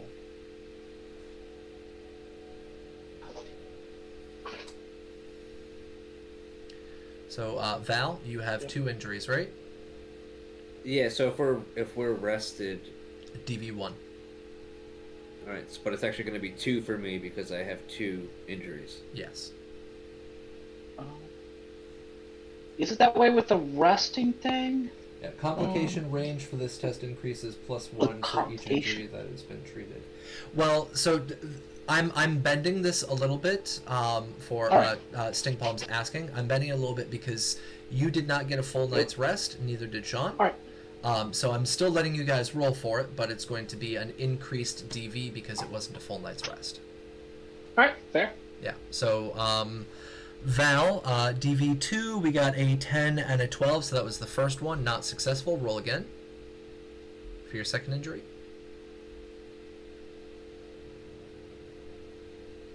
One success, 4 and a 13. So yeah, both of your injuries are still there. Cool. Sean. And I got 1 success on mine. 1 success, okay, so your injury is still there. Sean, how many injuries do you have? None. None? Good. Your leg wasn't injured from the shotgun? No, they healed it up. You didn't get more than... No. No, they healed... They treated your injury, but you still have to heal the injury overnight. And then I drank the stuff to get the hit points back because I got my party boy feet thingy. Yeah, that heals your HP, but you still have the injury. No, but I think, didn't Minsky treat the injury? Yeah, that just removes the negative side effects of it, but it's still there. Yeah, that removes the penalty. Yeah, it's like splinting your leg or whatever so you can walk. Yeah. Okay, fair enough. Okay. Sorry. No, you're right. It's fine. You're all Fine, healed. Mr. Guys. You're totally fine for HP. It's just that you still have the injury. And what were you gonna say, Camacho? Learn as we go. It's a learning process. Exactly. Rubbish. All right, we got a 19 and 18. At least it wasn't a complication, because if it was a complication, then it reopens. So you're good on that. Yeah. The three of you, your injuries do not finish healing overnight.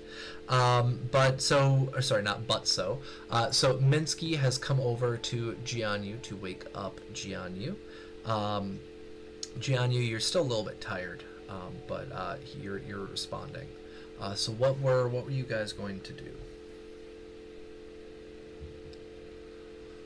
Yeah, sure. Escape. Go wake people up. I'm kind of like probably just barely standing up.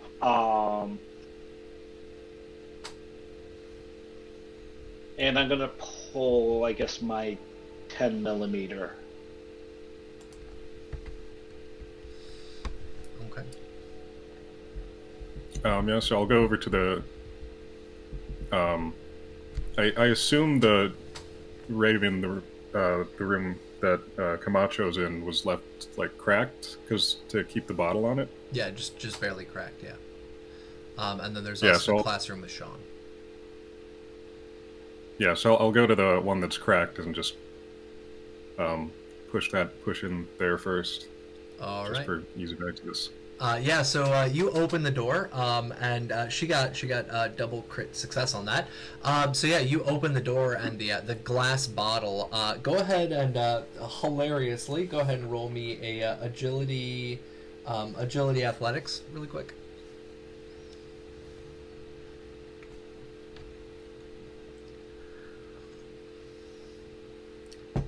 DV1. So the bottle falls right in front of you and smashes down on the ground. If you had failed that, it would have landed on you. So the bottle falls down, smashes on the ground, and Camacho, you are immediately woken up. Val, go ahead and roll me survival endurance, DV1.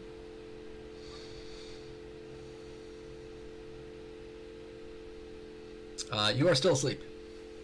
Unless somebody wakes you up. But the glass bottle doesn't wake you up. Yeah. So you're still sleeping. Still. I mean, Val really needed it. Yeah, he really needs that sleep.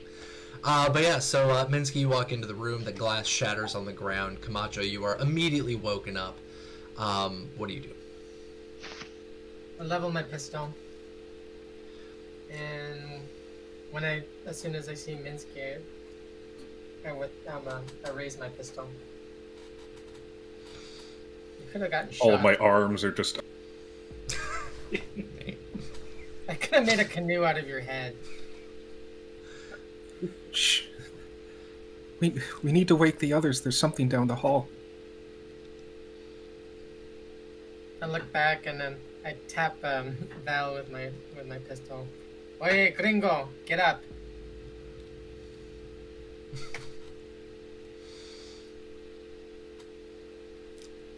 What? And then he turns and he realizes there's like a gun in his face. He's like, no more. No mas. Por favor. I said, get up. We have visitors. Val takes out his hunting rifle and sneaks to the door. Let's go get Sean. Okay. You just said the operative word there. I forgot to ask. Minsky, go ahead and roll me a sneak agility. DV is going to be, oh god, a 3. As you are bobbing around with your thruster in this empty, dark hallway, the only source of light that's visible. You've got APs, you've got -2s in chat. Or sorry, +2s in chat. I'll take an AP. Alright. For that extra die. Granted, I do not think this is going to go well, regardless. So yeah. Oh, there we go. All right. 18, 14, and an 8, so 0 successes. All right. Yeah. So you bob over the door. The glass shatters on the ground. The two of them are woken up. All right. Now, Jianyu, what are you doing? You were woken up by Minsky.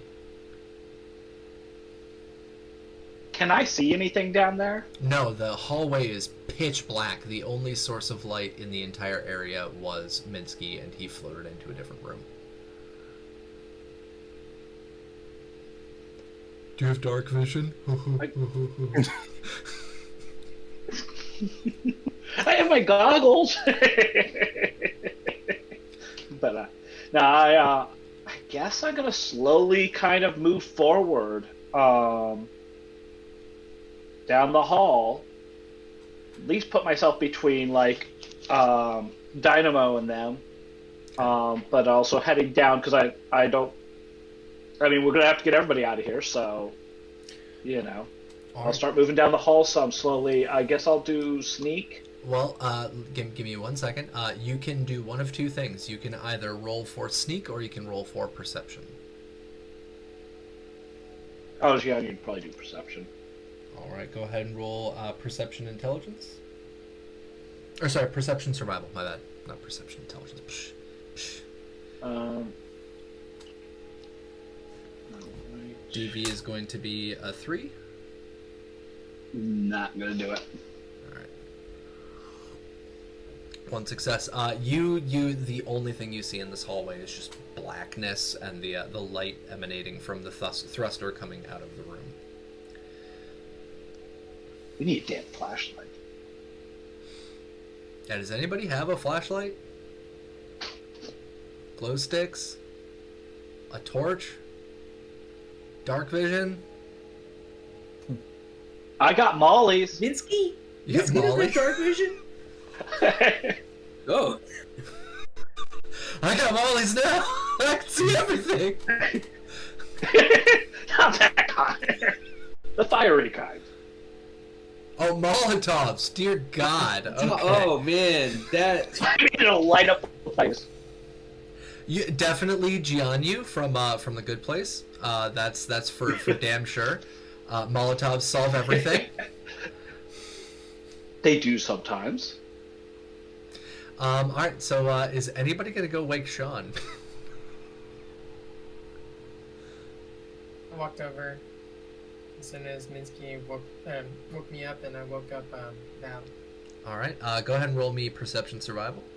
Can you see in the hallway? DB is going to be a 3.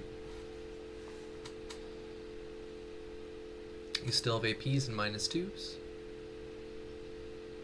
I'll take one of both. Okay. Alright, -2 comes from...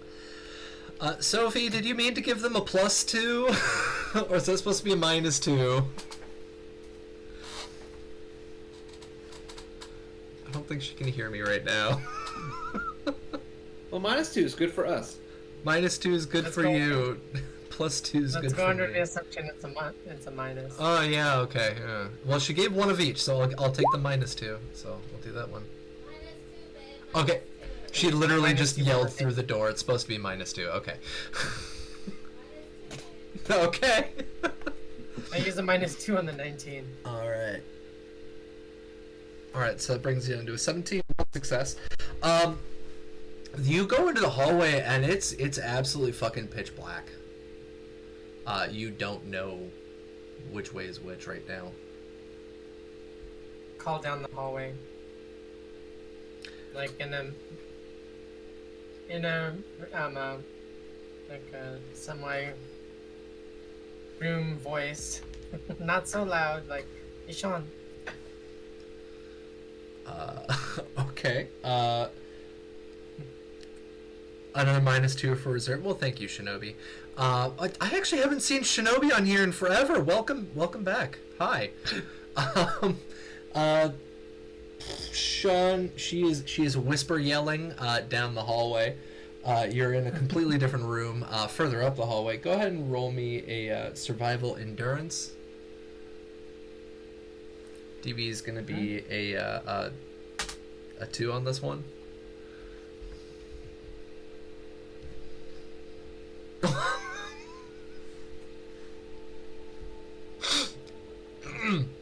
Do you want to spend a luck to re-roll, or do you want to take both of the -2s? No, just leave it. See what happens. I don't. I'm asleep in the chair in a room with the door shut. I'm not really sure. Okay, yeah. You're still fast asleep. So you get no response from the hallway, Camacho. I'm gonna bang my pistol on the ground. All right. Who is in the hallway? I am. Dynamo is. I guess. I'm still in the room with. Yeah. Oh, Question actually. Was it like just super quiet before? Yeah. Like, so the first really sharp sound to break through that would have been the bottle breaking. Mhm. And that's pretty, like, if your window smashes while you're upstairs, which mine has done before, and it's terrifying, but you can hear that from there. So would Sean not have heard the bottle go? I didn't even think about that, but you've rolled, so yeah, you're still fast asleep. No, that's fair enough then. All right, cool.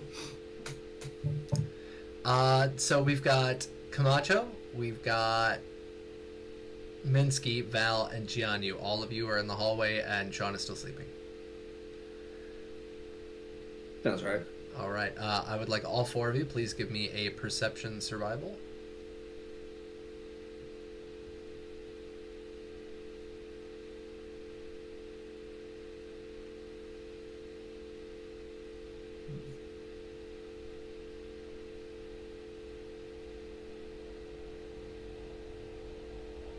Ah, jeez. Camacho, nice. hot damn! Finally getting through that. Finally getting through that DV. So this comes from a. My main account is the 2FA Limbo, and I did forget to follow. Oh, okay. No worries. Still happy to have you here, Shinobi. So Camacho, you are able to, as you walk into that hallway, there's a little bit of illumination from Minsky, their thrusters. You're able to look down that hallway, and you can see what looks to be 2 figures, very, very faintly outlined in the very darkness of the far end of that room. 2 figures, both of them extremely tall. We're talking about, like, do you do feet or meters? Feet. They are roughly about 7 feet tall each. And you can see the 2 of them walking over, and they walk from one little space to the next, and then they stop. You see the 2 of them bend over for a second, and then they stand back up, and they keep moving along to another location. But you can see very faintly the 2 of them, and you're able to hear their footsteps. It sounds as if they're dragging some kind of like cloth on the floor, or they might be dragging their feet on the floor or something. But you can see and hear them at the very end of that hallway in very, very, very sparing detail. The rest of you don't see anything.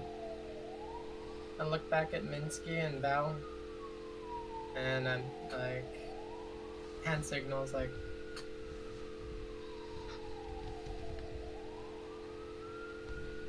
gesturing that what I see, and that they're tall. So Val and Jianyu and Minsky, the 3 of them can't see shit. So you're giving them hand signals, and they don't see anything you're trying to do right now. Okay, so what I fall back to where they are once I don't get a reply, and I tell them in a quiet quiet, calm voice that there's two very tall, like things out there. We need to get Sean. Now, just to clarify, like, Fallen Asia has no super mutants, and there's no, like, intelligent race that we're aware of that would be generally that tall. Nope. He didn't say that there weren't any super mutants. He said that the version of super mutants is different. Yeah, he said that we couldn't be super mutants. He didn't say they couldn't be super mutants. Yes. That's what he said. That is a correct statement. Val is going to try to sneak into the area that Sean is and physically wake him up.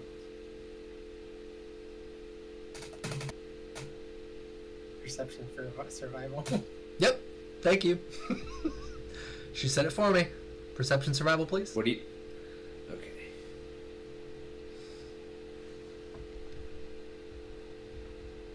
Because it's dark as a freaking coal miner's culo. Yep.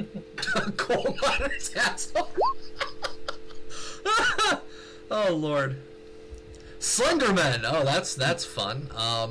Val, 2 successes. You're able to correctly orient yourself to the left and start going down the hallway, kind of feeling your way down the corridor, and you get down to a closed one of the closed doors. It is the door that Sean is, the room that Sean is in. Oh, and I forgot to give Camacho that +1 AP for the successful critical success. So yeah, you've gotten down to the door for the room that you believe Sean is in. Val. Val will open the door and whisper that he has to wake up. So you reach down for the doorknob, and it seems that when Sean had closed the door, he had clicked the lock on the door. Oh, okay. Well, I'll pick the lock. So there's our there you go. There's your critical fail, Sean. You have a locked door between you and your companions.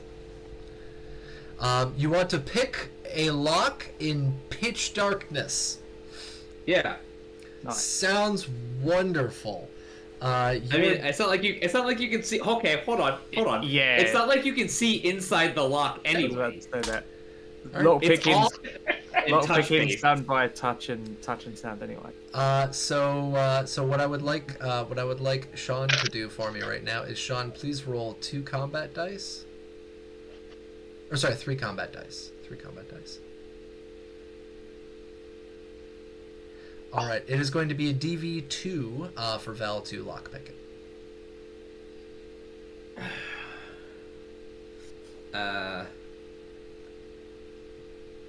We have AP and we have -2s in chat. I'm gonna use an AP. Shit. All right, Nope. you try picking the lock, and it is not successful.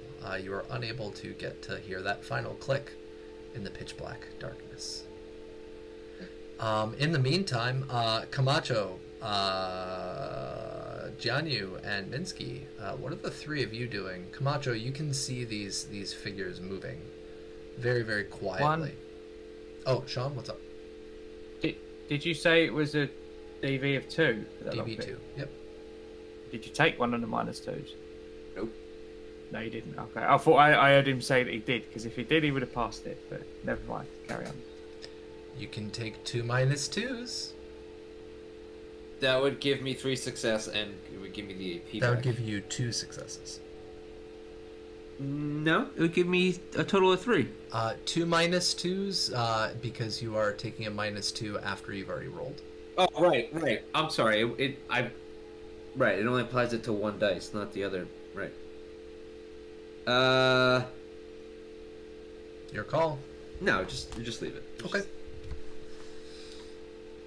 So Camacho, Minsky, Jianyu. I'm going to creep back towards the main door And I am going to proceed to try to, well, I guess, undo my bear trap so that we can actually get out the front door if we need to. In the darkness. Awesome. Go ahead and roll perception survival as you walk back towards that front door. Let's go ahead and grab a -2. Okay. And let's grab an AP. Oh, all right. You guys are now down to 1 AP. You said perception survival? Yep. He's following his ninja way. I only need 1 success to do it, right? So I think I need to get rid of that complication with the -2.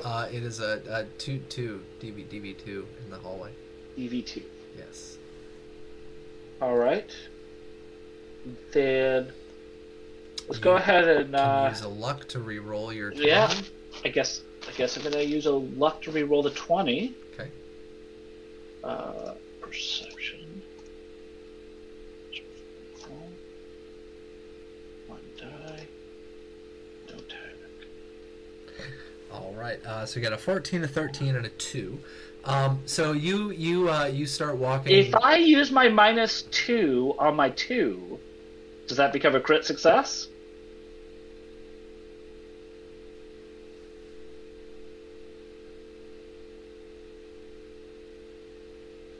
Rob, are you still here?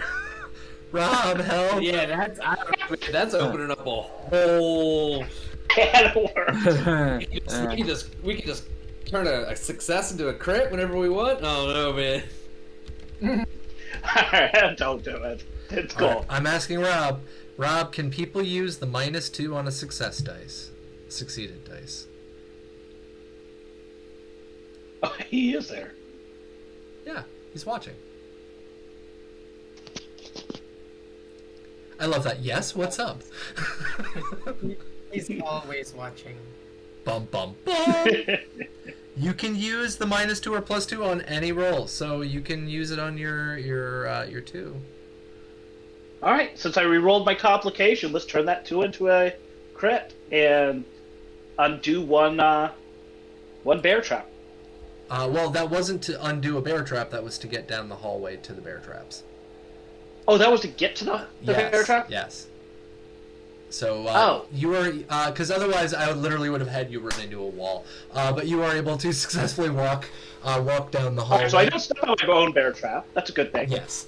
Well, if you had not gotten rid of that crit fail, then yes. Step. Oops.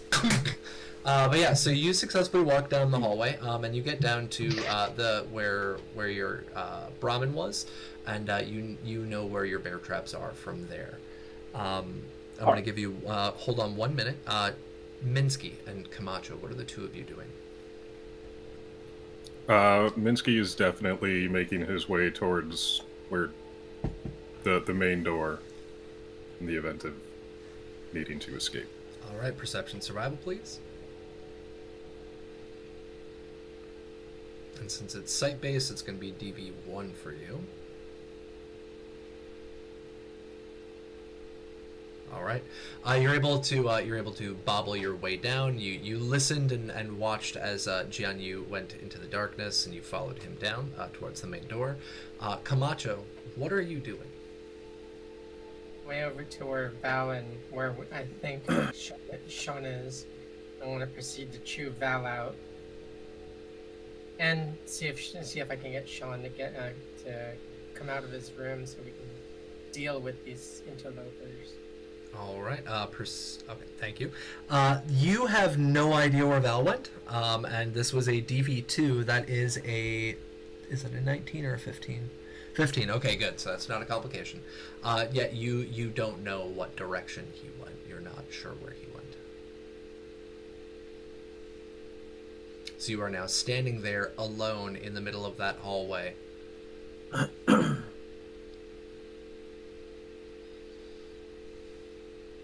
I'm just gonna see if I can spot those two still moving. Yeah, you can hear them shuffling. You can hear the shuffling feet and cloth at the end of that hallway. Are they pretty far off, or are they kind of medium range close to me. So this is an average size building. So what I'm going to say, hold on for 1 second. So what happens with how our Fallout 2D20 works is that we don't have ranges by feet. We have ranges by like zones. And so for the zone, they are technically in the next zone over. Okay. So it's a decent little ways. Is the sound echoing? No, it is very, very quiet. Oh, I mean, whenever they move, it doesn't. Is there an echo in the hallway? Not really, no. Like, It's very, very faint. You barely picked it up. Okay. I'm just posting. I'm just kind of observing, like until next turn. Then, since I don't know where Shonen and Valor. Okay. Vampire Bites. The only time I won't allow a +2, etc. is Cyberpunk Red when media is checking believability, stacking evidence. Oh, okay, I got you. Thank you, Rob. Even while you're sleeping, I'm always watching. Jesus Christ. Okay. So don't live stream myself sleeping. Got it. This isn't TikTok or Bilibili or whatever creepy platforms they use for that. It's like the Eye of Sauron. He sees everything. Rob is Honestly, he the makes me excellent. feel safe. I love it. Okay. Yeah. I wake up, he's ready to go back to sleep. I feel great. So Val, your attempt at lockpicking this door was unsuccessful. I think like at this point, like Val's just like frustrated. Like what I want to do is bang on the door, but I don't really want to do that. You totally Jeez, can. we just need to ask Rob to wake up Sean. Yeah, that's what I have to do. I'm gonna use He does divine intervention. He's under the desk looking up at Sean. So has Rob Val says kick also- it down. He votes for kick the door down I would just lockpick it again. because he's not in the room. He's outside the window. So he's watching Sean from outside the window, and he's under the bed, but there is no bed there, so just outside the window. Rob, this is the most He's terrifying not- things I've ever seen you type before in my entire life. This is very unsettling. But Val, you want to try and lockpick again? Go ahead. Yeah, can I see the things? The things. Yeah, What is the things? the bad guys. Oh, the figures. Go ahead and roll a perception check. DV4. Perception, survival. Yep, DV4. DB4, jeez. Yep, you are now further down the hallway. You are pretty far. Oh, I see. You have I no see idea. It's gonna happen. Yeah, you ain't see All right, shit. I'm gonna try to lockpick that door. All right, go ahead. We have 1 I'm AP gonna use- left, and we still have -2s in chat. Yeah, I'm just gonna. What's it a DB2? It is a DV2, yes. Right. Does my multi-tool give me a bonus on lockpick? Do you have Yeah, bobby 'cause I'm pins? using a bobby pin. No. Obviously. Never mind. Plenty of bobby pins. You just need to come back and get them. Oh wait, hold on 1 second. Who was the person that picked up the key? Oh, of course, the person sleeping. Okay. So I talked to my wonderful group about this last week. The way that I handle keys is that if you have a random key on you, and it matches the type of door or locked object you are trying to access, you can use a luck point to turn that key into the matching key for that item. But Sean is the one who is sleeping. Lockpick. Let me check lockpick. Does anything help with lockpick? Bobby pins yeah. and fancy gear. Infiltrator. And yeah, bobby pins. Yeah, so you use a Just bobby, bobby pin. pin? Yeah, it's not a multi-tool. It's just bobby pins. Bobby pin. Do I need to use a bobby pin to pick the lock, or does a bobby pin give me a bonus? You minus one have to have a difficulty. bobby pin to pick a lock. Yeah, and you've... Oh, that's actually a really good point. You failed the first lock pick, so that would have broken your bobby pin. Okay. So you're now on Why your I second have a, bobby I pin. have a, I have a bunch of them. Yeah. Yeah, you guys found a ton. So you got a 14 and a 5. Yeah. So that's another unsuccessful one. You break another bobby pin in the lock. Let me use a luck point to re-roll that lock pick. Okay, do you want to re-roll the 14 and the 5? Doesn't matter. 14. Doesn't matter. Yeah, unsuccessful, 16. At this point, I think Val just kind of it's just like, I can't see what I'm doing. I'm just gonna knock on the door. Rob says kick it down. I mean, he is the god in these parts. So you want to kick it down? Yeah, we're not kicking anything down. It's not his characters that are dying. This is Sparta. Yeah, Val not is going to bang on the door. One loud, sharp bang on the door to hopefully mimic the sound of something like falling that doesn't sound like something alive, but loud enough to wake Sean up, but not sound like prey. Okay. Basically. Go ahead and roll me a. Can you roll luck? Is that possible? Like a luck? I mean, I could. You get a skill. Yeah. Roll me luck survival.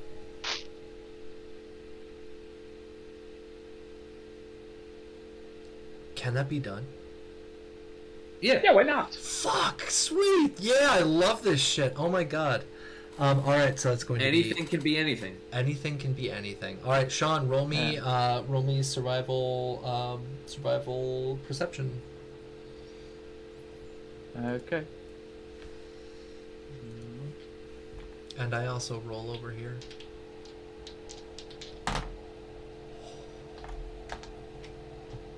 That's not good. Sean, you hear the bang on the door. Immediately, like, Sean's eyes bolt open, and he brings the double barrel up, and he's just aiming in at the door.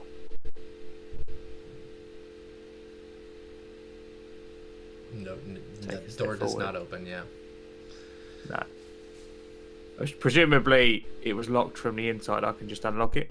You were unaware that you locked it. All right. Yeah, no, but if I try, I'm going to try and open the door. Yeah. It won't move. I'm then going to look for a lock, and presumably the lock is from the inside. Yeah, so it's one of those little doorknobs where you like push in the lock thing. Okay. Yeah, Val So was unable to open one of those. Hey man, it's dark. Yeah. All right.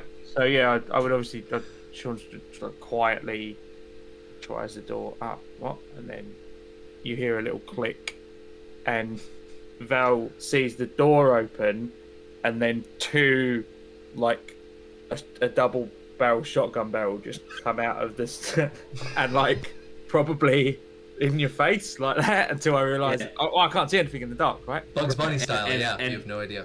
And exactly, and Val's just like, "Good morning." You just feel the barrel slowly pull away. All I'm saying is I wasn't going to be responsible for Sean's actions had you kicked the door in, so good move. Yeah, Yeah. And I think Val whispers that, like something along the lines of, like, "We got bad guys."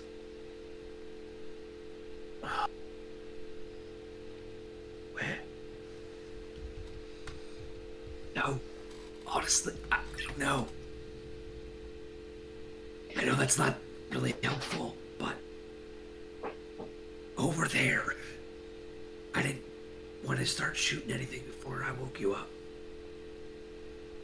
Get inside. Bring them in. All right, so we have Val immediately there. So Val, do you step into the room or no? I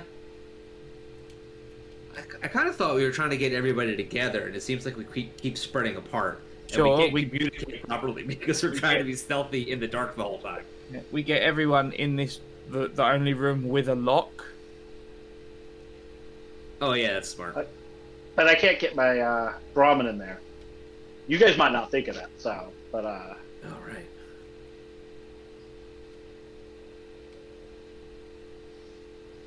So do you go into the room or no?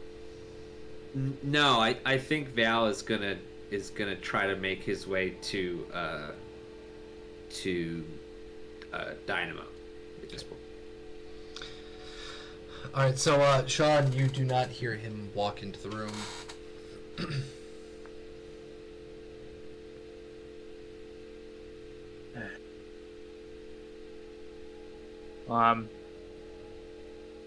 With no indication as to where these figures are, Sean's going to try and look for anything hostile.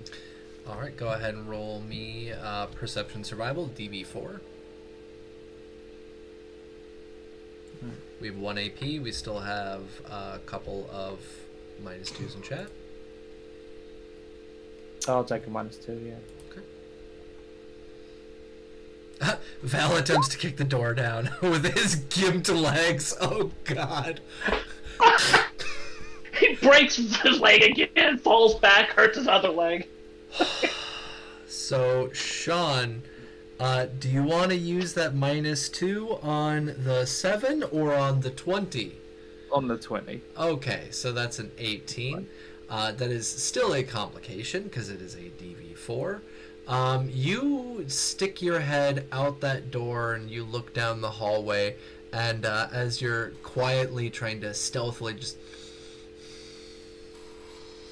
breathe quietly through your nose, some dust flies into your nose, and you sneeze. The moment Sean sneezes, he drops to one knee in a firing stance with the gun, and he's just sweeping the corridor. Looking around in the darkness. Yeah.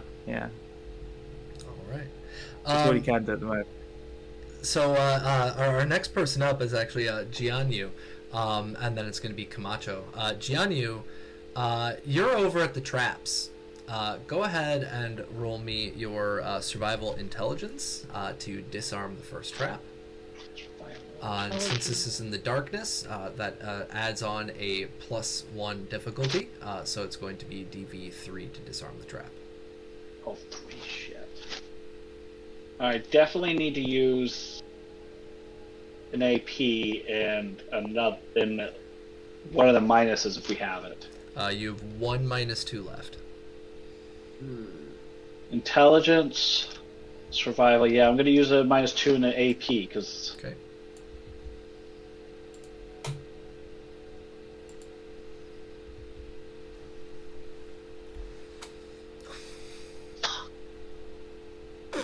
All right. Why are we not playing D&D? You guys would be kicking so much I know! ass. I know. I should be playing D&D. God damn it. So you have an 18, a 20, and a 15. It is a DV3, Yeah. so that places both the 18 and the 20 into critical failure range. So what would you like to apply your -2 on? I'm gonna. If I burn 2 luck to roll those 2, and I actually get lucky, can I burn another luck to roll the last one afterwards? Or do I have to decide how many I'm re-rolling with luck all at once? You have to do it all at once. Fuck it, let's just do them all again. All right. So it's 3 luck. There goes all my luck. And you guys are also out of AP. Yeah. But I'm re-rolling 3, so I get to roll all 3 of those. Tense.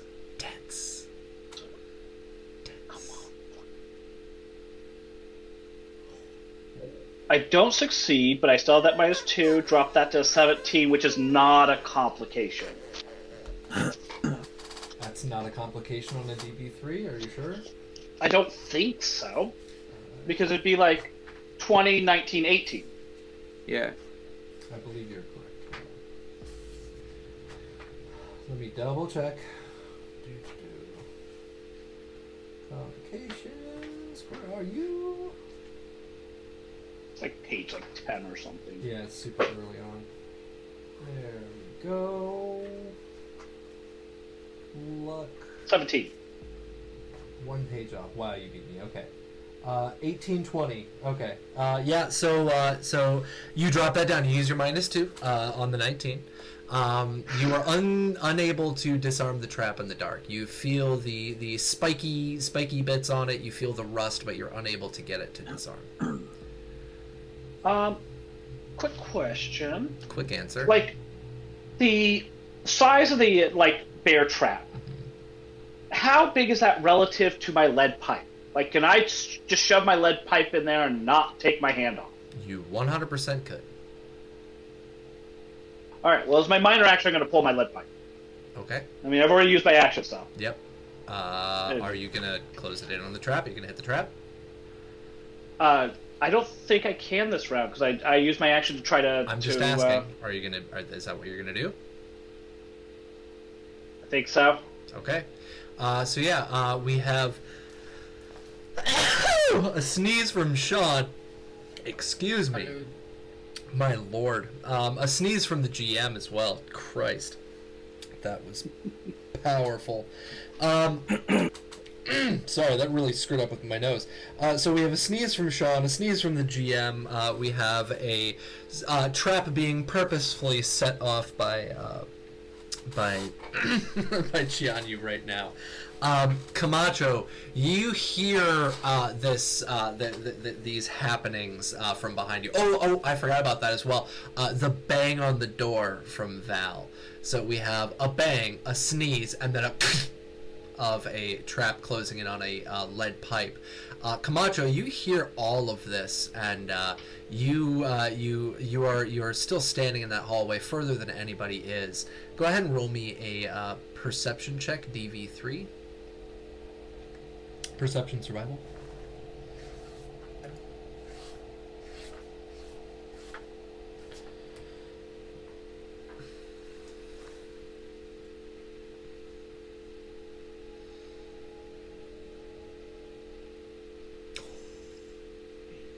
Success.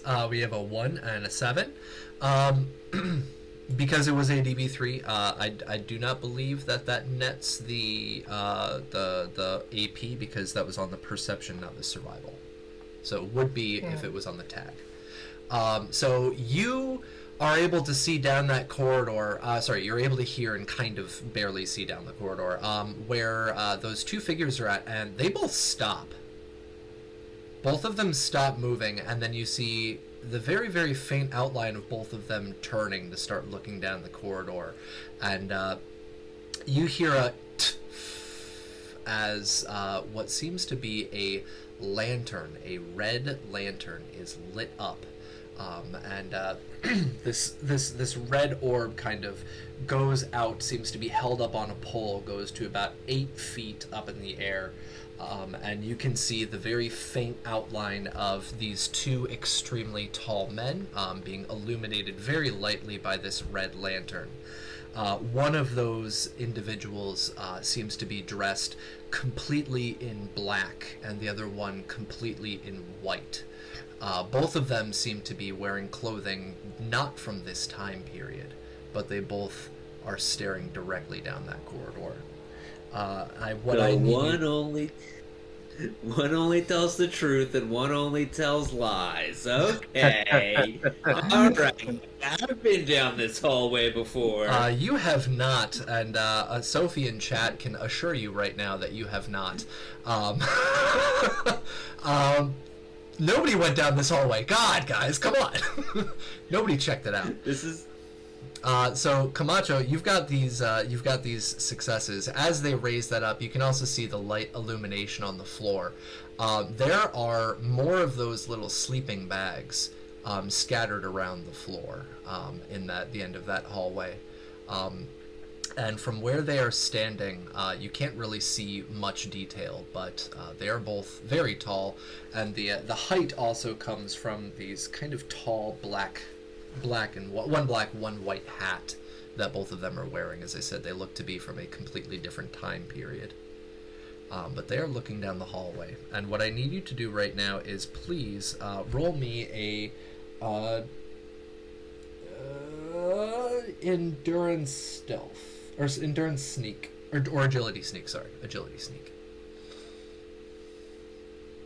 There's everyone. Nope, just Camacho.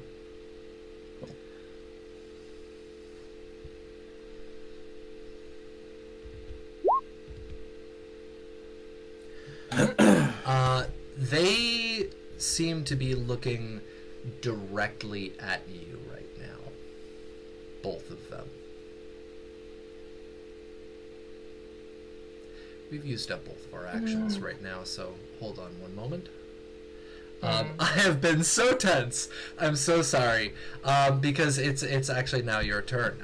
So Minsky, you're over by the lot of them. Camacho is down that hallway, and you hear the very quiet. It sounds like the striking of a match, and then you can see this kind of very faint red orb lift up way down the hallway. You can see Camacho kind of silhouetted in the darkness. You have right in your proximity, you have Jianyu crouched down by these still armed bear traps. You have Val over by the door, and you have Sean now opening the door. What are you going to do?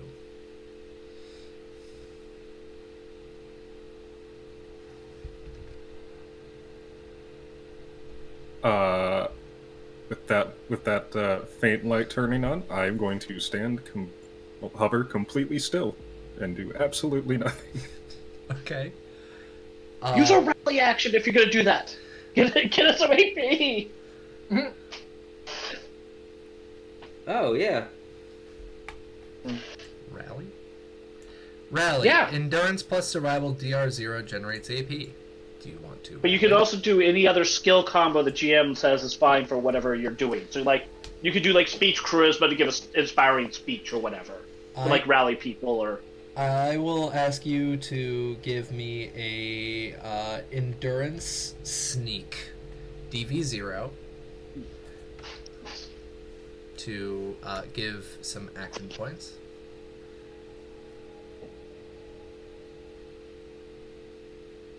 Endurance to make yourself completely still, sneak to be sneaky about it. Nice. So you generate one action point, and you seem to kind of power down your thrusters a little bit as the glow from your thruster kind of fades a little bit. So yeah, so that's where we are at. We're gonna go back to the top of our order. I totally spaced on that because I wanted to jump back to Camacho. Val, what are you doing? So, can I see the people? Roll me perception survival. DB is going to be a 2 now, because there is some illumination in the hallway. Perception survival. Yep. You do see the red orb, yes, but you asked, do you see the people?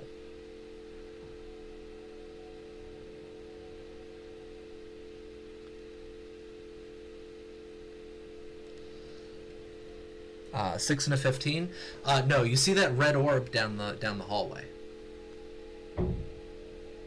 and it seems to be about 8 feet up in the air. Val is going to ask Sean, should we just say hello? Right, like maybe we'll just, it won't be bad. Sean's not responding. Sean's not responding because he's not a fucking idiot. Continue.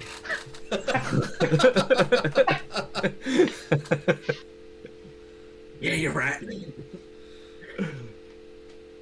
Val is just going to. Sean scowls at you in the dark, but you can't see it, so it doesn't matter.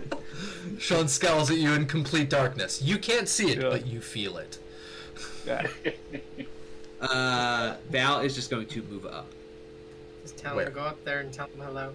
Closer to Camacho, I guess, or like closer to Okay, the so red thing. down the hallway. Okay. Yeah, in the direction of Camacho / the men with the tall white hats, white and black hats. Yes, there's one man who is wearing all white, one man who is wearing all black, but you don't know that detail. Camacho does. Correct. Oh, an F. Yeah, there's already an F in chat, and I didn't even ask for it. That's because she knows the hallway that you are walking down. That's why I said you don't know the hallway you're walking down. She does. Oh no. All right. So F in chat. Thank you, Sean. What are you doing? I'm seeing the red orb click on. Mhm. Sean can put 2 and 2 together here, considering what he's already been told. We'll leave the door open, but much like he did back in the house, will literally just turn and put his back to the inside of the door with the shotgun ready, kind of like that. And if they pass, he's just going to give them both barrels. Okay. All right. So your action is ready. F when I miss vampire bites. Nothing yet. It's just a very tense situation. Nothing's happened. Nothing. All right. So you've readied an action if they It's all pass. good here. All right. Jianyu. You're at those bear traps. You hear the and you see the red. So I keep calling a red orb. It is a red lantern. I keep forgetting to use the correct word. I will drop a picture of what the heck that looks like in our chat. Is that bear trap stuck to the end of my lead pipe? It is stuck to the end of your lead pipe. Excellent. I am going to use the lead pipe plus the bear trap to set off the other bear trap. All right. That way I can just carry it all out at once.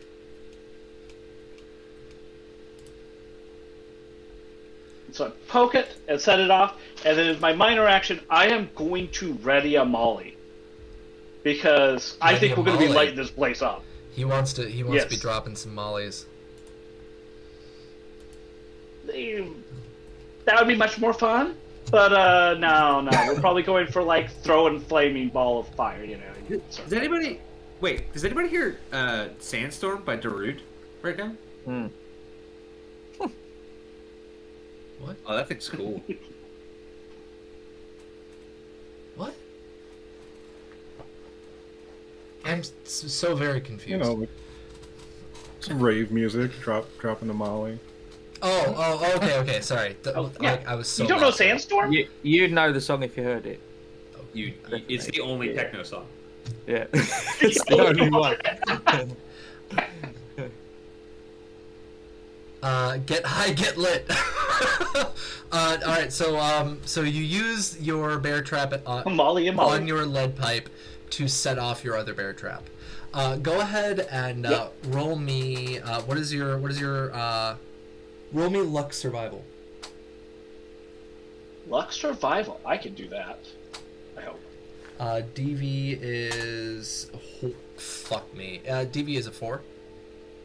What?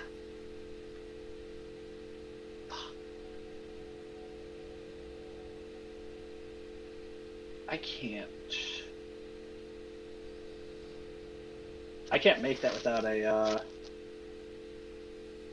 without 2 1s.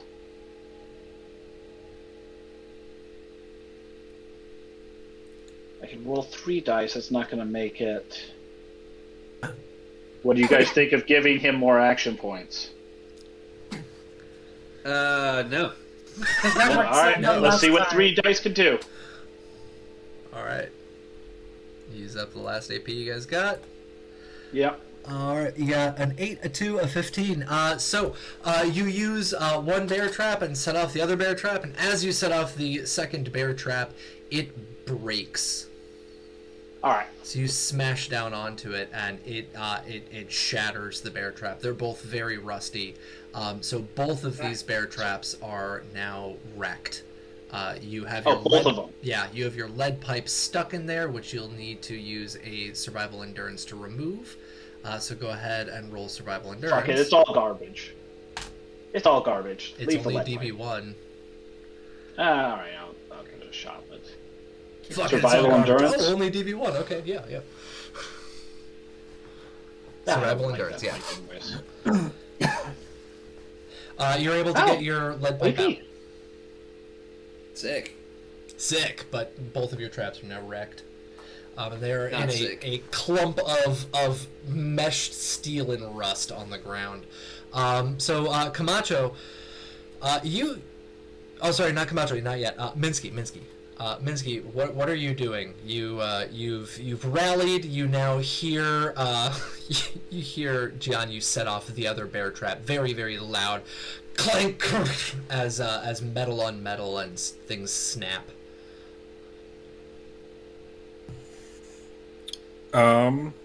He's gonna try and make his way over to the room Sean was in. Okay.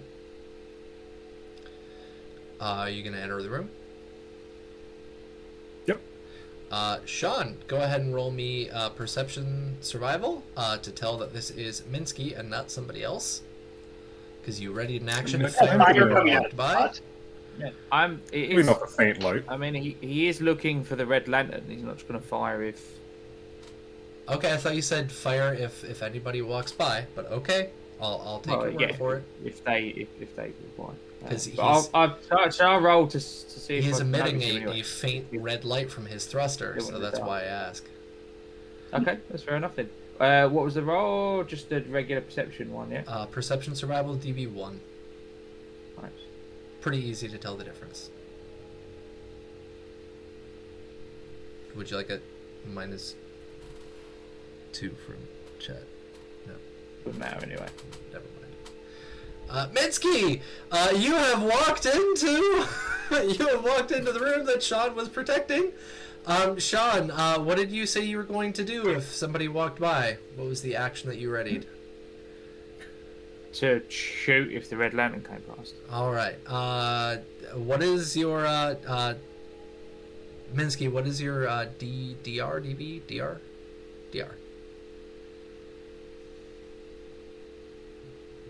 Defense, you mean? Depends. Yeah, defense. Depends. No. Determines the difficulty, I think, right? Right. Basically. 1. 1. All right. Sean, go ahead and roll. It is small guns agility, please. Yeah, this is literally my best skill. All right. So you open fire. Huh? DB1. Hold on. Oh, my hand is stuck. 1 second. Oh, too bad it's not a DV2 because that 19 would have jammed his gun.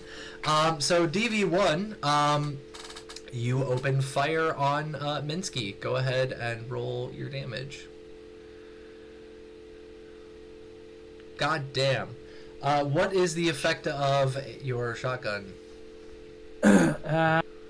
Is it just damage? It's a double barrel. It's got spread and vicious on it as well.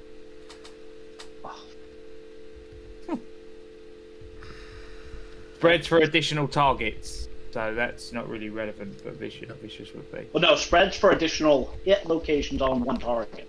Oh. That's 7 damage plus 3 damage to 2 other locations. Nurse Handy down. Hold on. Explain that again really quick, Stinkpole. So spread, each effect means you hit an additional location on the target you hit. For half the damage rounded down. So, like, if he rolled that he hit, say, a chest, he might hit the arm and the leg too. Okay, so... And the vicious means all the effects are 2 damage. Yeah, so that's 1, 2, 3, 4, 5, 6, 7. So that's 7 damage with the vicious, and then we have the spread. So it'll be 1 hit to 3 hits. 3 locations. It would be, so you'd have 1 location with 7 and 2 with 3 damage for the 2 effects. 13 overall. Those... Alright, I have my those hit shotguns location dice, crazy. so main location that is hit, that takes the 7 damage is going to be right leg. You don't have a leg, so that's going to be your thruster. Second location, torso, so that's going to be 3 points of damage to the torso. And then right arm, so one of your pincers, 3 damage to one of your pincers. Yeah, you see some sparks, and you hear the sound of metal hit the floor. What again? But don't you have DR? Don't you have damage reduction too, though? In Yeah, you in should have. each spot. Your armor should reduce. Yeah, are you not taking that off? Where's that now? Your DR, the armor that you have, should be, I believe, a 1 or a 2. Probably at least. It's going to be at least 1 or 2, pretty much all over. Because you're metal. Where would I see that? Let me pull that up. Yay for looking up all this info! Woo! Alright, Mr. Handy. Let's find Mr. Handy. Yeah, I do not believe I have any base damage resistance. Standard plating is 2 physical. 2. Yep.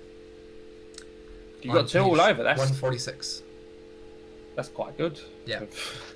So that's 1 damage to your torso. That's 1 damage to your arm, and that's going to be 5 damage to your thruster. So 7 overall. Yep. Yeah. You see some sparks, and you hear the sound of metal hit the floor. Oh no! We can fix it! All right. So Sean, you've opened fire on Minsky, unloading both barrels directly at your ally as Minsky drops down to the floor. Camacho, you hear the sound of an extremely loud shotgun blast come from behind you, and the sound of, what was it, metal hitting the floor, as Minsky drops down to the floor. I'm not shifting focus. Yeah. So what are you going to do? I'm not going to shift focus. Did they react? Their turn's after yours. So. Okay. 2 to the chest. Whoever's carrying the lantern. All right. I'm gonna squeeze off a shot. Okay. So this is in the next zone. So what weapon are you using? Where are they exactly in relation to where I'm at? They're pretty decently far down the hallway. So that's why I said they were in another zone. Okay. So what weapon are you using? It's gonna be a 10mm. So if they're if I'm not gonna have decent range on them, I'm gonna close the distance. Hold on 1 second. So I'm gonna go to our little map on here. So we've got Jianyu, we've got Dynamo, we've got Sean, we've got Minsky. This is Val. Val is approaching towards you. We've got you right up here, and then we've got 1 and 2. So let's say Cherry on here. Cherry is going to be the one carrying the lantern, and Classic is going to be the one that is not. So they are 1 distance band out. Okay. I'm going to mark this one with... What can I mark this with? How do I put those little marker things on these guys? So Cherry is the one carrying the lantern, or the other one, or Classic? Hold on 1 second. Oh, there we go. Right click. Advanced layer. That's not it. Shit. So Cherry's gonna be the one with the lantern. Okay. So I don't need to move in. I will do what I was gonna do. I'm gonna shoot whoever. Or I'm gonna shoot Cherry in the chest.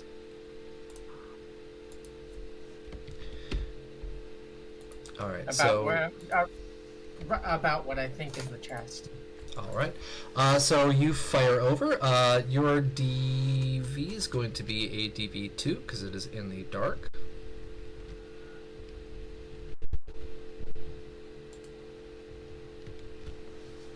So agility.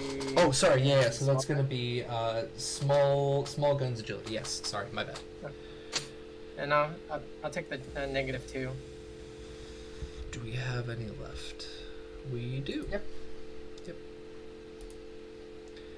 All right. Coming in from Sophie again because she knows what you guys are up against. Thank you. And she knows how we roll. Yes. That is 2 successes. All right, so yeah, you fire off a round. Go ahead and roll your damage. This is gonna be fun. Fun? Okay. How do I inflict extra damage? Let us see on spend- here. Spend ammo. Spend ammo to do it. Yeah. Oh, look at that! I'm on that page. So, All guns and some explosive weapons have a fire rate, which represents how quickly the weapon can fire.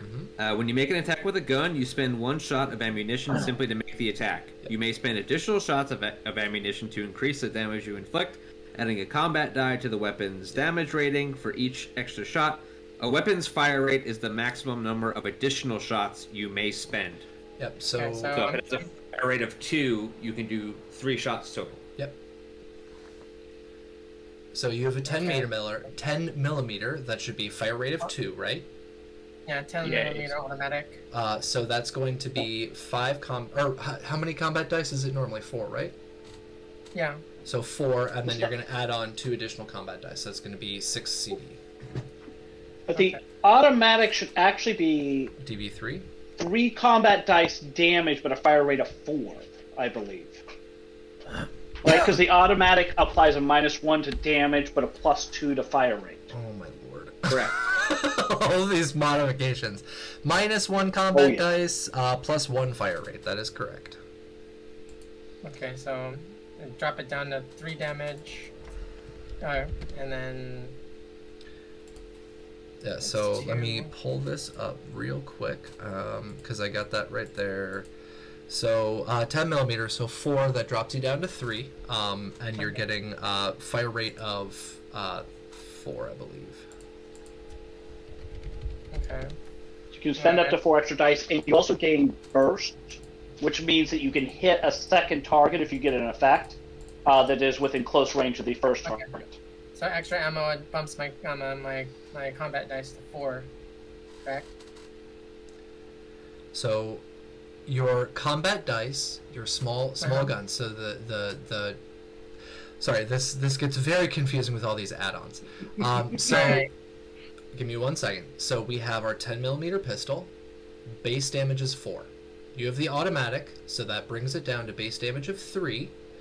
But your fire rate goes from 2 to a fire rate of 4. So Okay. you can spend 4 ammo. Sorry, 5 ammo because your base shot, and then you get 4 additional combat dice for the other 4 ammo. Okay. So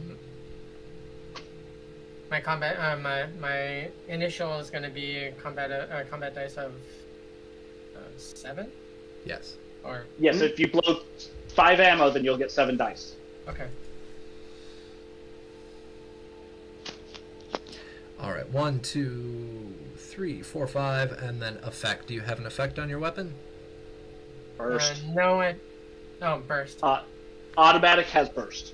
Okay. So that means you can hit a second target within close range of the first target. Yep. So That'll I'm be the gonna second person.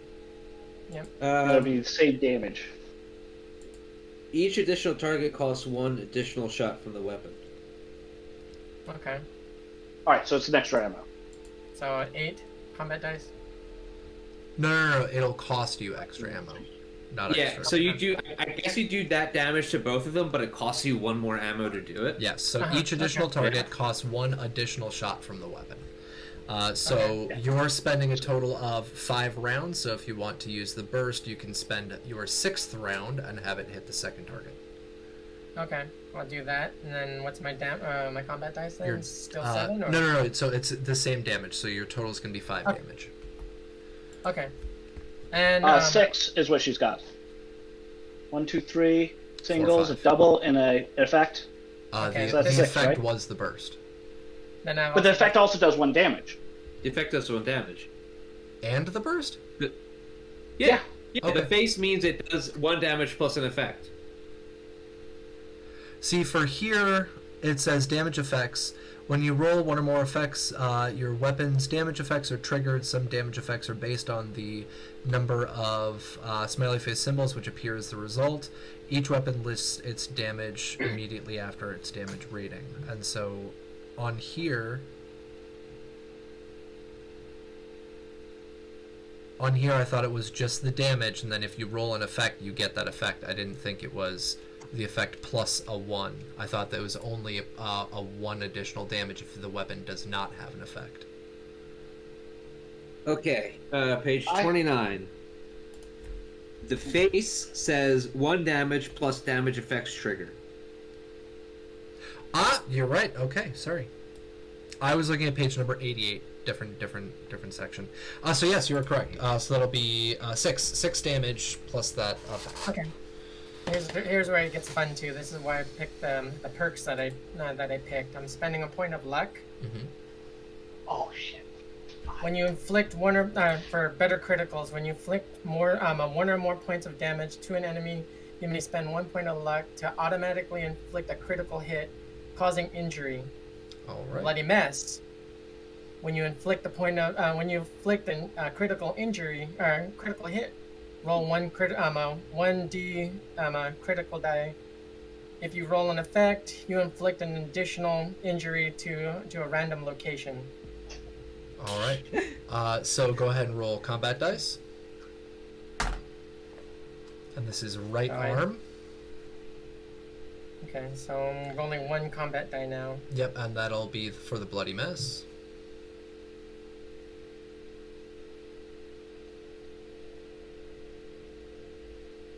Alright, so that will not be inflicting another one. But so yeah, you cause 6 damage, which is already 1 injury. So that first injury goes to the right arm, and then the one from your perk would come out to the left leg. So your burst fire, both targets are hit. The first one will be receiving the criticals, right arm, left leg. Okay. All right, and the right arm was the one holding the lantern, and so what you see is that as your burst fire goes off, that lantern drops down to the ground, and you see the light itself goes out as it hits the ground. Ah, crap. So I'm gonna come back up to the top of our initiative order. As we finish up our last round before we end off. It is already 10:20 here for me. So Val, you hear two shotgun shells go off right next to where you were at in the doorway that Sean was at. You hear burst fire of a bunch of rounds go off from Camacho. What the hell? Oh, and you hear the traps go off over by Jianyu. So what the hell are you going to do? That light that was in front of you, where you because you were heading towards Camacho. You told me last round. You're heading towards Camacho. You see her blow off, burst from her auto pistol, and that light hits the ground and goes out.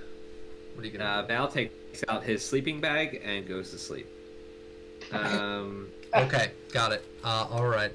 Go ahead and roll endurance survival, please. To try and fall asleep in the middle of a firefight. Zips himself up in the bag. Just nope, no more. Just wake up the next day. Over There's to the huge corner. dust everywhere. Passes out. I pretend to be dead. Can I see the baddies at all now? The light has now been extinguished, so roll perception survival check. Yeah, I still got nothing. DV is going to be a 3. I gotta get them all. Pokemon?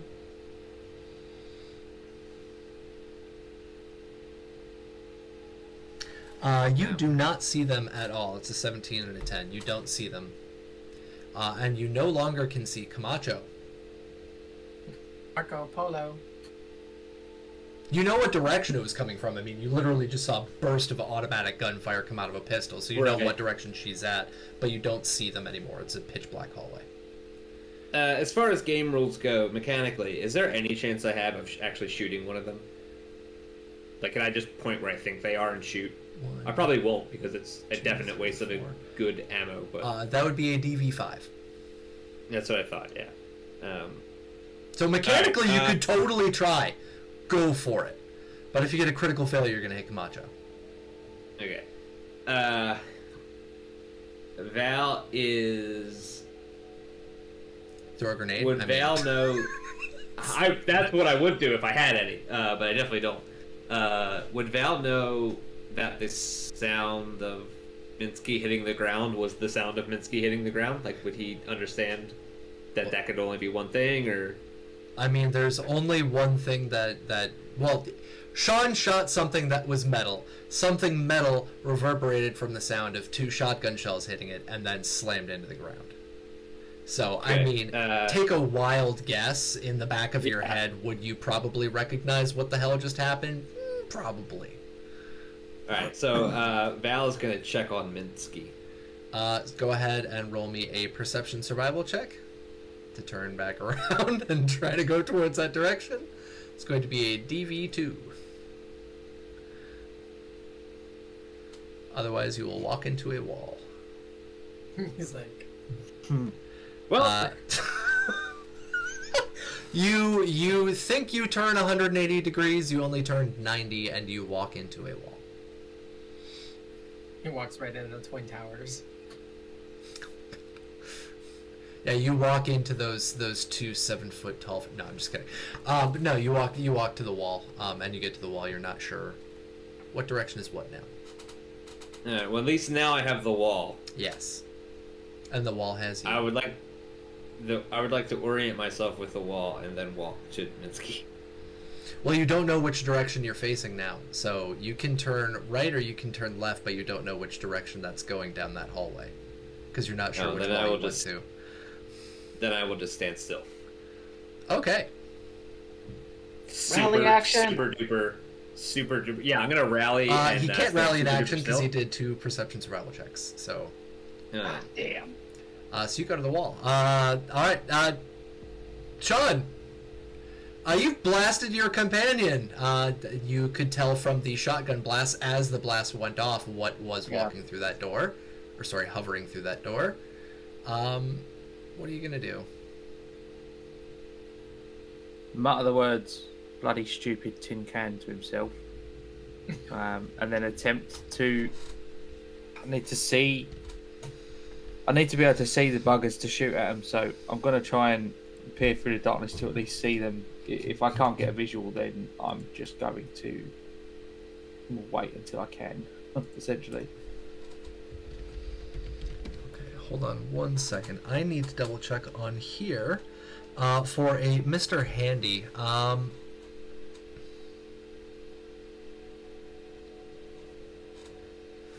How does a Mr. Handy handle dying?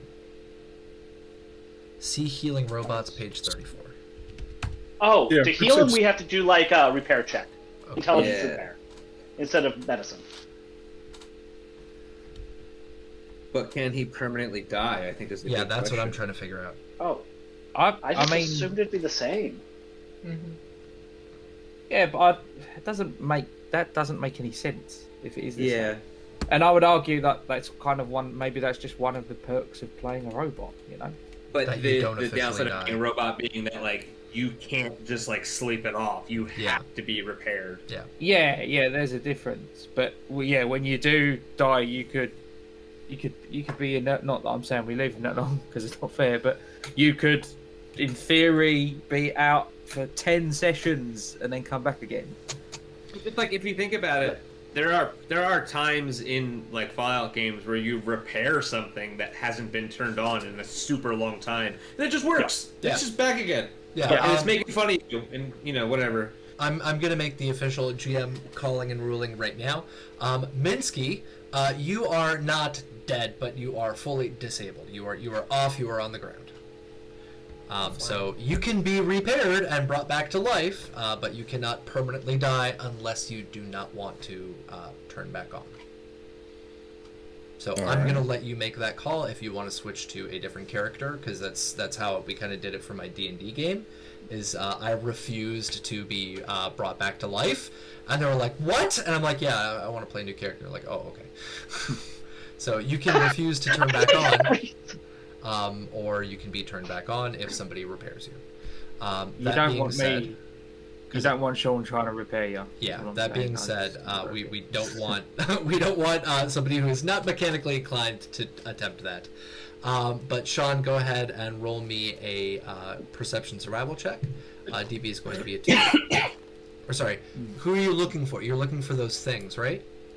Yeah. DB is going to be a 4. So how much damage did Minsky actually take? Because did you actually go to 0 hit points? Or just lose your thruster? No. I had 7 hit points and 7 damage. Oh, shit. Yeah, All right. I'm straight down to 0.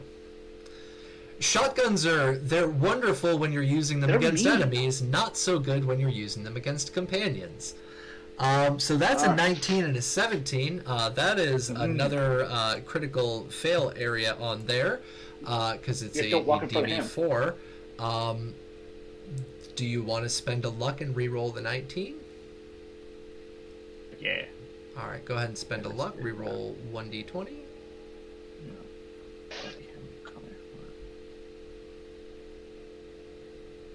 All right, there's 1 success. Okay. Yeah, you don't see them. You don't see Val standing at the door. You don't see Jianyu. It's pitch black now. You just got a bright flash of light in your eyes, so you're not very able to see in this very dark space. Okay. That'll be it. Yeah. All right. Jianyu. All the same info. What are you gonna do? All right. We are so fucked. So I'm gonna go all in. I'm gonna yell to Val to make sure he grabs Minsky, and yell to Camacho that we're getting the hell out of here. I'm going to move forward as a minor action, 1 zone. I am going to hawk a Molotov cocktail where those guys were, because I don't have to hit them. I have to hit their zone. Because it's a whole zone I hit. I'm going to buy 3 dice from you, and if we have any -2s, I'm taking them. And I'm just going to go all in on this hand. All right, yeah, you got a -2 from Sophie again. Oh, she just keeps giving you all the -2s. This is so cute. Sophie, you're keeping us alive. Well, she again, she knows what you guys are facing. So, Right. So you go up 1 zone.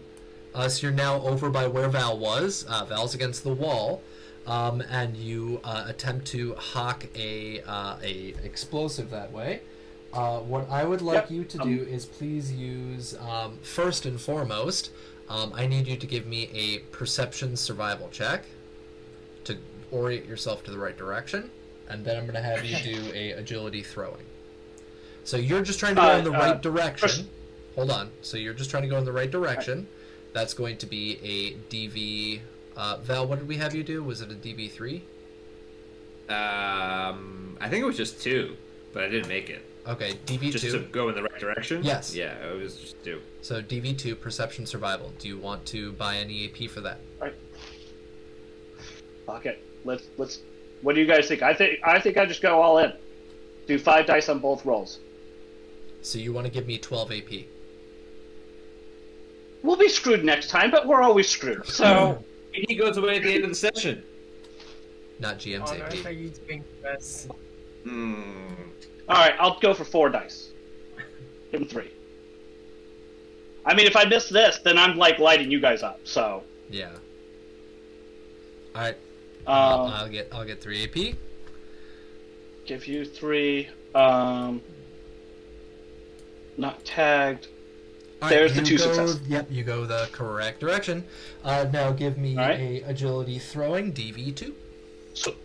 Actually, it's perception explosives because I'm using a kaboomy. Oh, right. But Okay, perception explosive. I'm going to drop another point of luck, and I'm using luck instead of perception. Okay. And how many AP do you And- want to buy? I'm going to give you all of them. 6. All right. And you got that -2 from chat. Yep. Because this has to work. Maybe. And this is attack skill. All right. So I have 9 AP for next session. Wait, don't. Oops. Yeah, I know we're screwed next session, but that's fine. That's not today.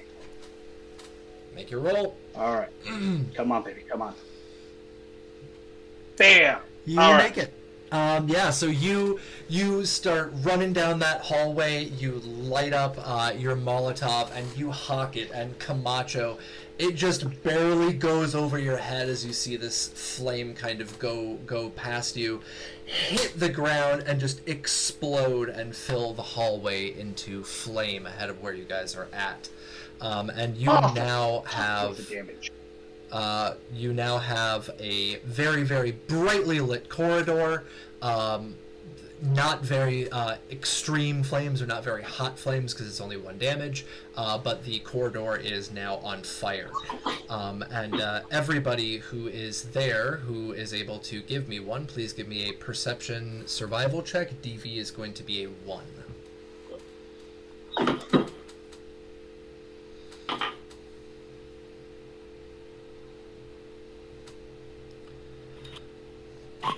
Well, Val doesn't see shit.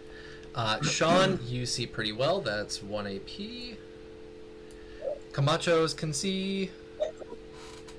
And Jen, you?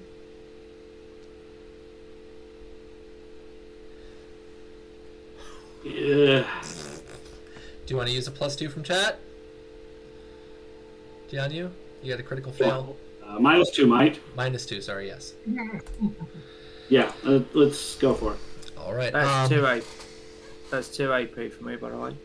Oh, yeah, because that's, sorry, a green. Great, That's a sorry. one, yes. So yeah, Jianyu, Camacho, Sean, the 3 of you can see down that hallway. These 2 figures are standing there in the middle of this flame. The lantern that is on the ground is now on fire, and the 2 are standing there. Again, they're about the person themselves with their hat. Their hat is probably about this tall, maybe half a foot. They're about 7 feet tall, a little bit over. They are extremely tall. They are both wearing non-period clothing. And since you're able to see them, Jianyu, go ahead and roll me. What is memory? What do we do for memory check? intelligence, something. Yeah. Intelligence. Just roll me intelligence. Just that by itself. 1d20. What's your intelligence? Oh, just 1d20. All right. Yeah. Just a second. 20 intelligence. Not that. You don't. You don't know who or what these guys are. They do not look familiar. Yeah. But yeah, we're getting the fuck out of here. Yeah. So Minsky, it's your turn, but you are disabled. This is where I ask you, because we're at the end of our session, when we are coming back and someone takes a stab at repairing you, do you want to be repaired, or will Minsky be forever shut off? I think I'd like to be repaired. Okay. Could provide an interesting opportunity for some of the backstory. Yeah, sounds good. Camacho, you see this this brightly lit area ahead of you. Go ahead, because you've been here for your entire life. Go ahead and roll me the same. Just roll me 1d20, and what's your intelligence? Okay. Intelligence of 6. Okay.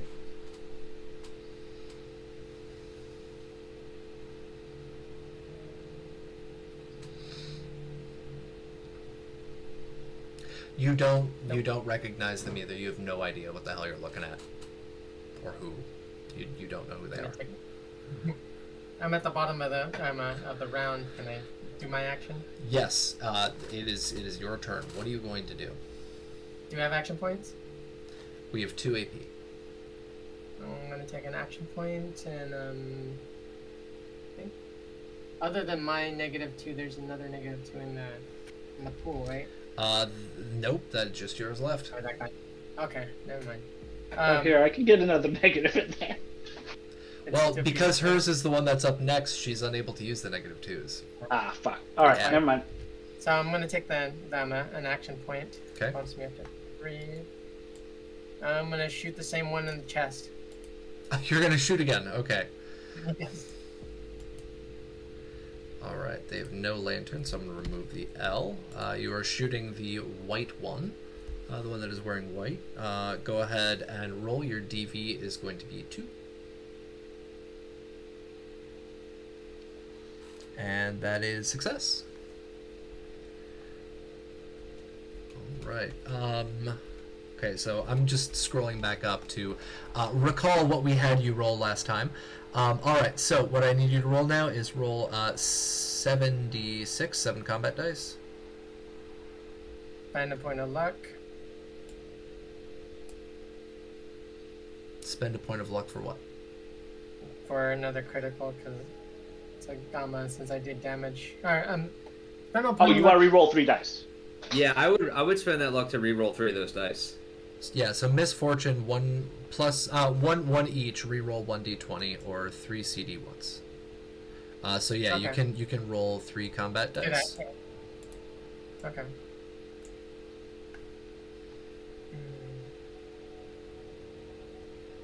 I'm guessing you want to re-roll the empty ones. Yep. Okay. Ooh. Holy shit. 2, 4, 6. Alright, so total damage. So we have 6, 7, 8, 9. So we have 9 damage. And then we have your effect. So go ahead and roll 1 combat dice. Alright, so no bloody mess. So yeah, you open fire and you start shooting again. And you're able to hit both of them. With this, so we've got 2, 4, 6, 7, 8, 9. Okay. One moment. I have to put this in on And my 2. sheet.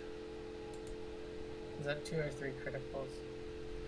That is going to be. With me spending the luck, that's automatically 1 critical. Hold on 1 second, because I have to Okay. write this down, and you have the most confusing build right now for this. So. It was Teaching moment. Yes.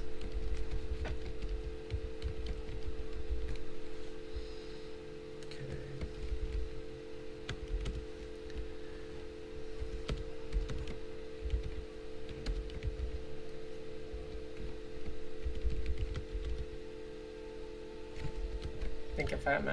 Think if they had far-flung the fireworks in this game too. God.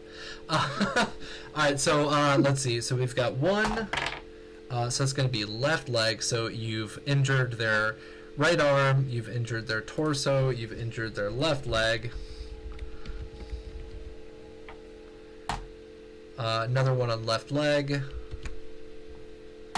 And another one on left leg. So yeah, so you have right arm, torso, left leg. Those 3 have been injured, and this was.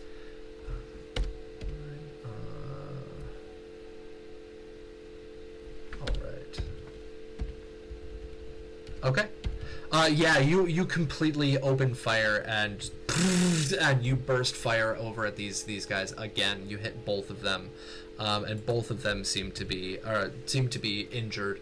The white one itself, you can see that its torso, its arm, its leg, all 3 are bleeding quite profusely, and the other one has taken a couple of rounds to the chest. And that's where. Oh, I've got Raven. You're frozen. Are you still there? I'm still here. Okay. It's my camera that's kind of goofed up right now. Well, it's got a big smile on your face, so I'm going to take that as a big smile. So we'll keep a big smile. You look dead happy. Yeah, you look absolutely enamored. Yes. So yeah, you've injured them quite a bit, and that's where we're going to be ending out our session, is with their response. So we're at the bottom of our round here, and what you can see, those of you that are able to see, I believe that was Camacho, that was Jianyu, and that was Sean. The three of you can see. What you can see is that both of them look very injured. One of them, again, looks like they have received some extreme injuries. And both of them, you can see, descend down into the floor. And that's where we're going to end our session. We will pick back up from there with our next session as they descend down into the floor and as we figure out what is going to happen with poor old Minsky right now. So ladies and gentlemen, everybody in our chat, sorry about all of these technicalities and number crunching. This game itself can be quite a crunchy system when you start putting in all the mods and all the perks and all the craziness. So thank you for sitting tight with us. We will see all of you next week for our next Thank God It's Fallout Friday, TGIFF. And I'm going to let my players outro themselves, and we will head on out. So we're going to start off here, reverse order. Tracy.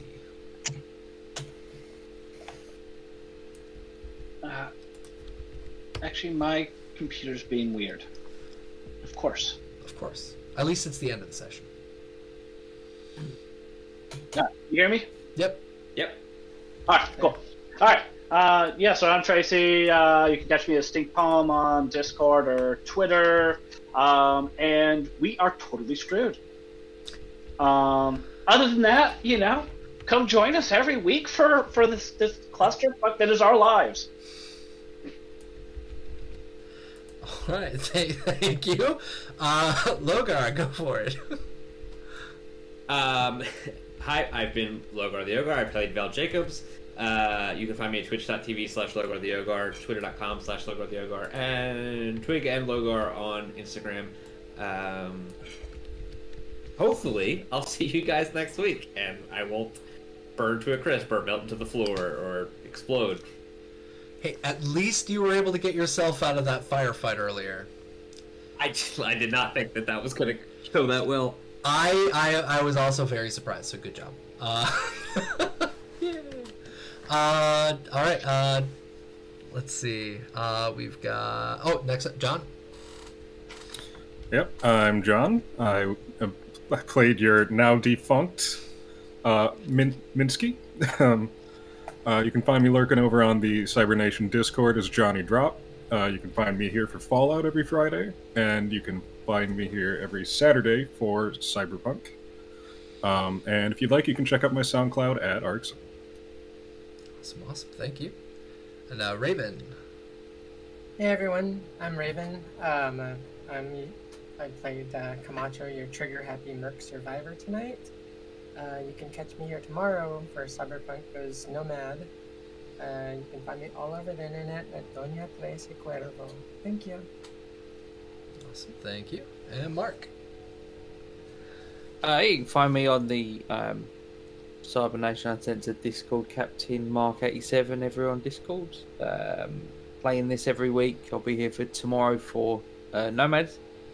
And you can find me Sundays over at twitch.tv/Heroes in Theory.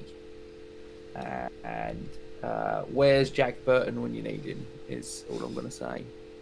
If you get the reference, you get the reference. If you don't, you need to watch better movies. Oh, come on. Big Trouble in Little China.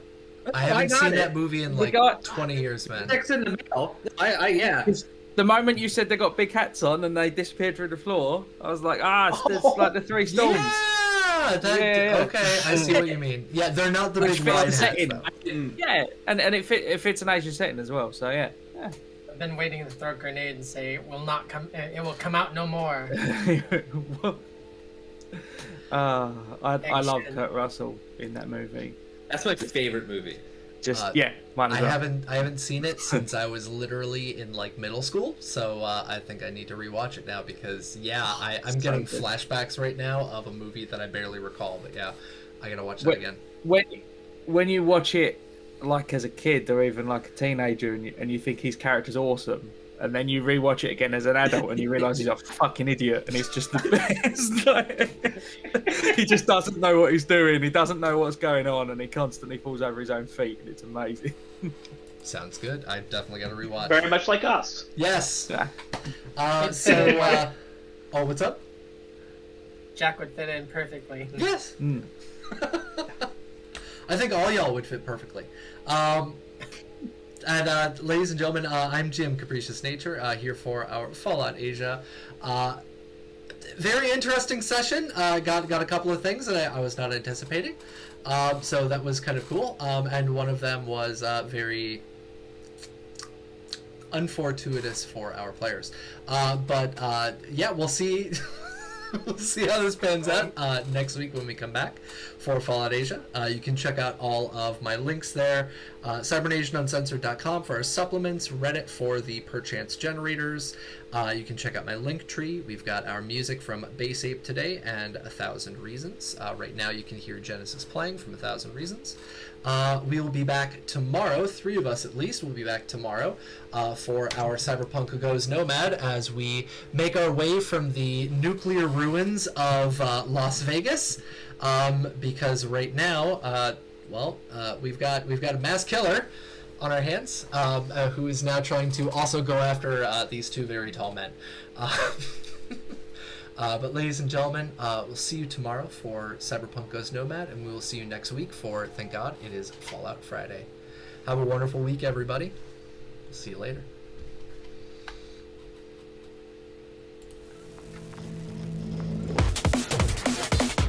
Cybernation